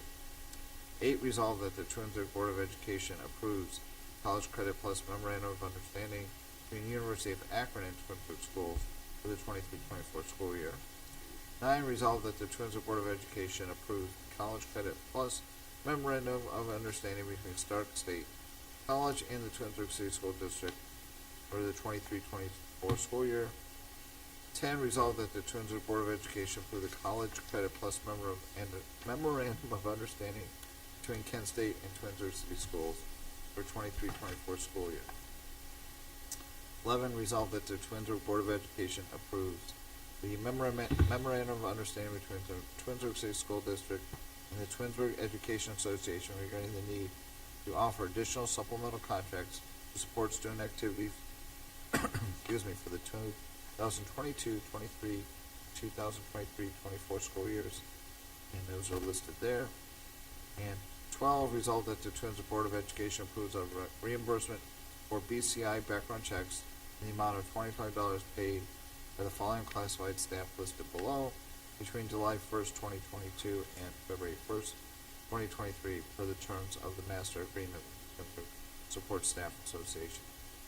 And 13, resolve that the Twinsburg Board of Education approves an increase in hours worked per day for security liaison Anthony Bird and Phil Schmoke from 7.25 to 7.5 hours per day, effective February 14th, 2023 through May 25th, 2023, to assist with the morning student supervision at Twinsburg High School. Do I have a motion for those 13? Moved by Mrs. Crawford. Is there a second? Second by Mrs. Travis. Discussion? Thanks for the donations. Safe travels to the band orchestra to Disney. Enjoy the trip. And hopefully the show choir had a great competition this past Any further comments or discussion? Roll call. Yes. Yes. Yes. Yes. And those 13 items pass 5-0. Moving on to item 14, resolve that the Twinsburg Board of Education approve the expenditure reduction plan as per the administrative report noted in section F. Is there a motion for item 14 as read? Moved by Mrs. Travis. Is there a second? Second. Second by Mr. Curtis. Discussion? Yeah, I listened to all my colleagues and kind of the feedback that was given. I just wanted to wait until this time to provide, my feelings around the plan. I do agree with my colleagues and pretty much what kind of how Mrs. Powers characterized the process, as well as the difficulty in staff reductions. As we all know, the field of education doesn't happen without people. The vast majority, over 80% of what happens financially in this district is a result of people and the benefits that come along with that. So the extent to which cuts needed to be made, it's pretty much unavoidable,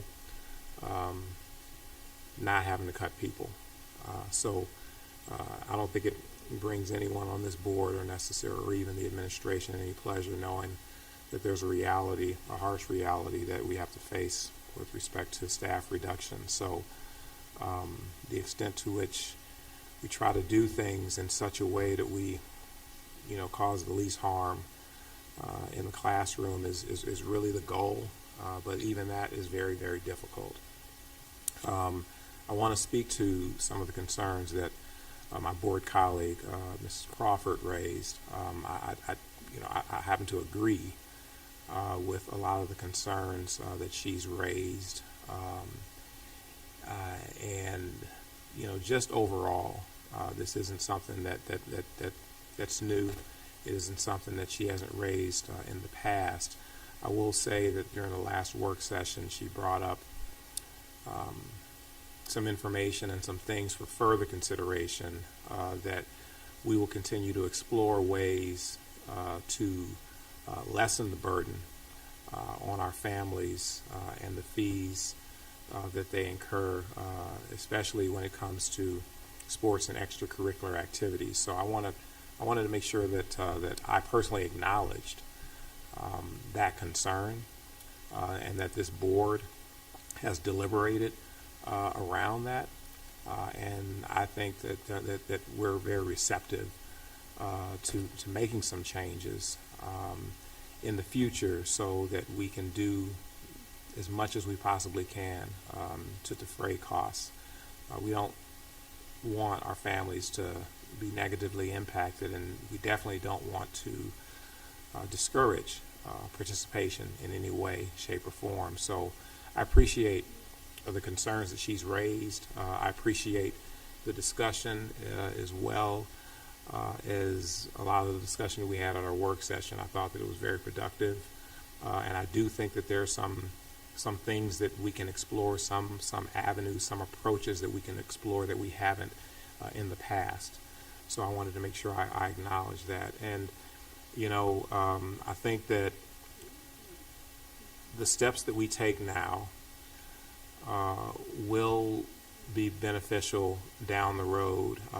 And once all of this is done, I think that there will be a time where we can begin to explore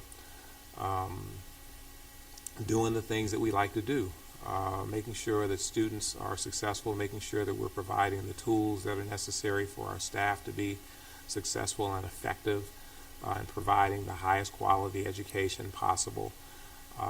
There are just a lot of things that have impacted us in a way that forces us to do this. So this is a long-term process. This is just the first step in this process of getting this information to the Ohio Department of Education. As Mrs. Powers alluded to earlier, there's more work to be done. There are more considerations and conversations that need to be had around the staff reductions that we'll be able to get there and formulate that. But this is the first step in a long process. And I'll just say, like, as far as the staff reductions too, that hurts me to the core. I know it's something that has to be done, but it's something that is hard to do. I'm dealing with it in my own personal job, where I work at, and it's happening around the economy, just the way that the economy that we're in right now. But I will just say, take care of yourself. Mental health is real, and self-care is important. So as we talk through reductions and things like that, always keep in mind about others, taking care of yourself first, but also reach out and talk to others and make sure they're okay, because that's also important. I made some comments earlier, and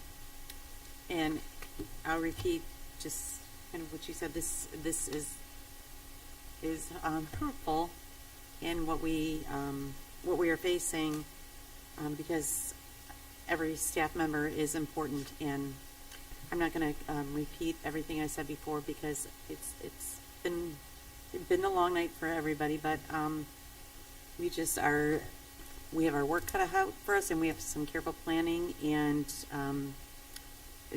doing our best to make it the least impactful to our students in our schools. I'll echo that. The main thing, Mrs. Powers, and I know that terminology, and the main thing are our students. So the work that went into this, I would, on behalf of my colleagues here, offer thanks to everyone who sat and looked at every avenue and every piece and part of the district and worked to do the least damage, I would say, and the most support in areas, and to bring it down to where we are bringing in and having to take out. And so the balance is there, and it's not in one area, it's across the board throughout the district. Also appreciate Mrs. Rosnaya and Mrs. Powers going around to the buildings and discussing this financial piece to staff, to be transparent, so that they all heard it, and that they've all had an opportunity to put their input. The survey that they were allowed to offer some of their suggestions, and some of those are clearly taken, and some of those are still on the table to be considered for future. There's just been a lot of work put into this, and so it has to be some give and take. Like everyone up here has said, our work is just beginning in this process. So, but I do think we should say thank you to those that have done that. Okay. I'll just, not rehash what we've already discussed. Obviously, this is not the most pleasant topic. There's many items that come before a Board of Education that, when you're not on the board or when you're a candidate, you don't realize. And this is one of the ones in the fiduciary responsibility category that's very difficult. Every effort was made to keep out of the classroom, meaning not impacting education. We have a lot of different constituents with a lot of different opinions. The operational change plan put cuts in 11 some years ago, and it's a long time ago in terms of the economy and where we've been. That was also when we saw academic fees and pay to participate.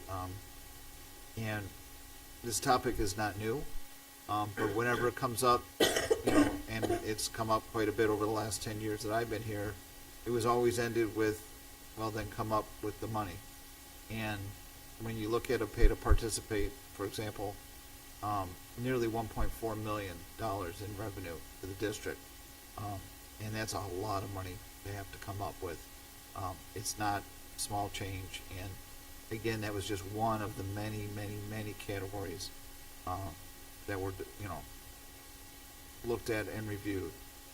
And we're here, and this is the point that we've finally been able to push that line back as far as we could.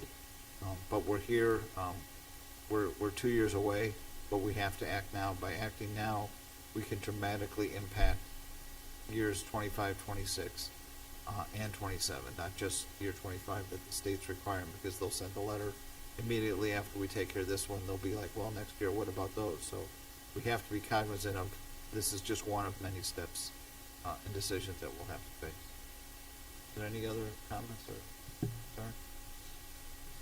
Roll call, please. Yes. Yes. Crawford? No. Davis? Yes. Mr. Fowler? Yes, and that item passes 4-1. We are on miscellaneous. Is there anything further?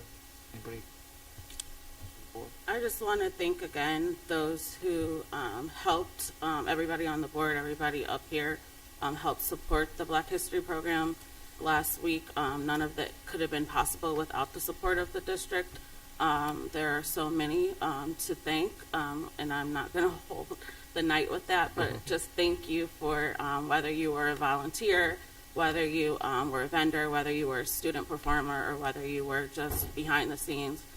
Thanks again for being a part of it, and we really appreciate it. A lot of hard work, and just the student performers were amazing, and for that to be put together in a short time,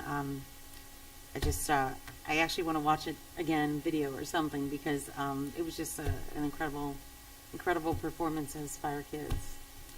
Yeah, I just wanted to special thanks. Thanked Mrs. Crawford before, but I don't know that people realize how much work has gone into this. We're talking about vendors, we're talking about food, we're talking about students, my name keeps getting mentioned. I just made a recommendation and put her in touch with, my fraternity. However, she did a lot of heavy lifting. I also want to thank Tanya Johnson for her contribution in the Blue Diamonds and everything else that was done. One of the best Black History programs that I've been to, and I've been to, I think, all of them since I've been here. Also, I want to thank, my board colleagues. I think this is the first time that all of us have been in attendance at a Black History event for whatever reason, prior obligations, that didn't allow us to all come at one time, but we were all there. And to me, it just meant a lot to me that we were all there in support of Black history. The program was great. A lot of nice history was shared, in conjunction with the talent that was shared as well. So I thought that there was a nice balance. And I just thought it's just great. There's a lot still more going on this month for Black history, so I don't want folks to get lost on that. But if you weren't able to see it or be present there, it is out, and it is being shared, so you do have an opportunity to view it if you weren't able to be present that night. And the auditorium was filled. Yeah. The auditorium was filled. Yeah. Thanks to Community Focus for doing that. And Mark, without you having the Kappas and being on stage, that was needed, as well as Tanya was huge with Blue Diamonds Black History Club, and she talks to me a lot about getting things done because she's ran it before. So, and Council PTA, they're backing. So, again, a lot of people I can't even name, but thanks. Any further? The board does have a need for executive session, so I'm going to make the motion that the Board of Education enters into executive session at 10:18 p.m. to discuss the employment and compensation of public employees as per Board of Education Policy 0166. I've made that motion. Is there a second? I'll second it. Mr. Curtis?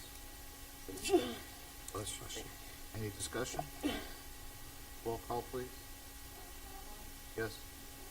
Yes. Yes. Yes. And just one final item, we don't plan on having any further business when we reconvene. But again, as I noted in the beginning of the meeting, on the official minutes, if you can change the year to 23 from 22. And we are now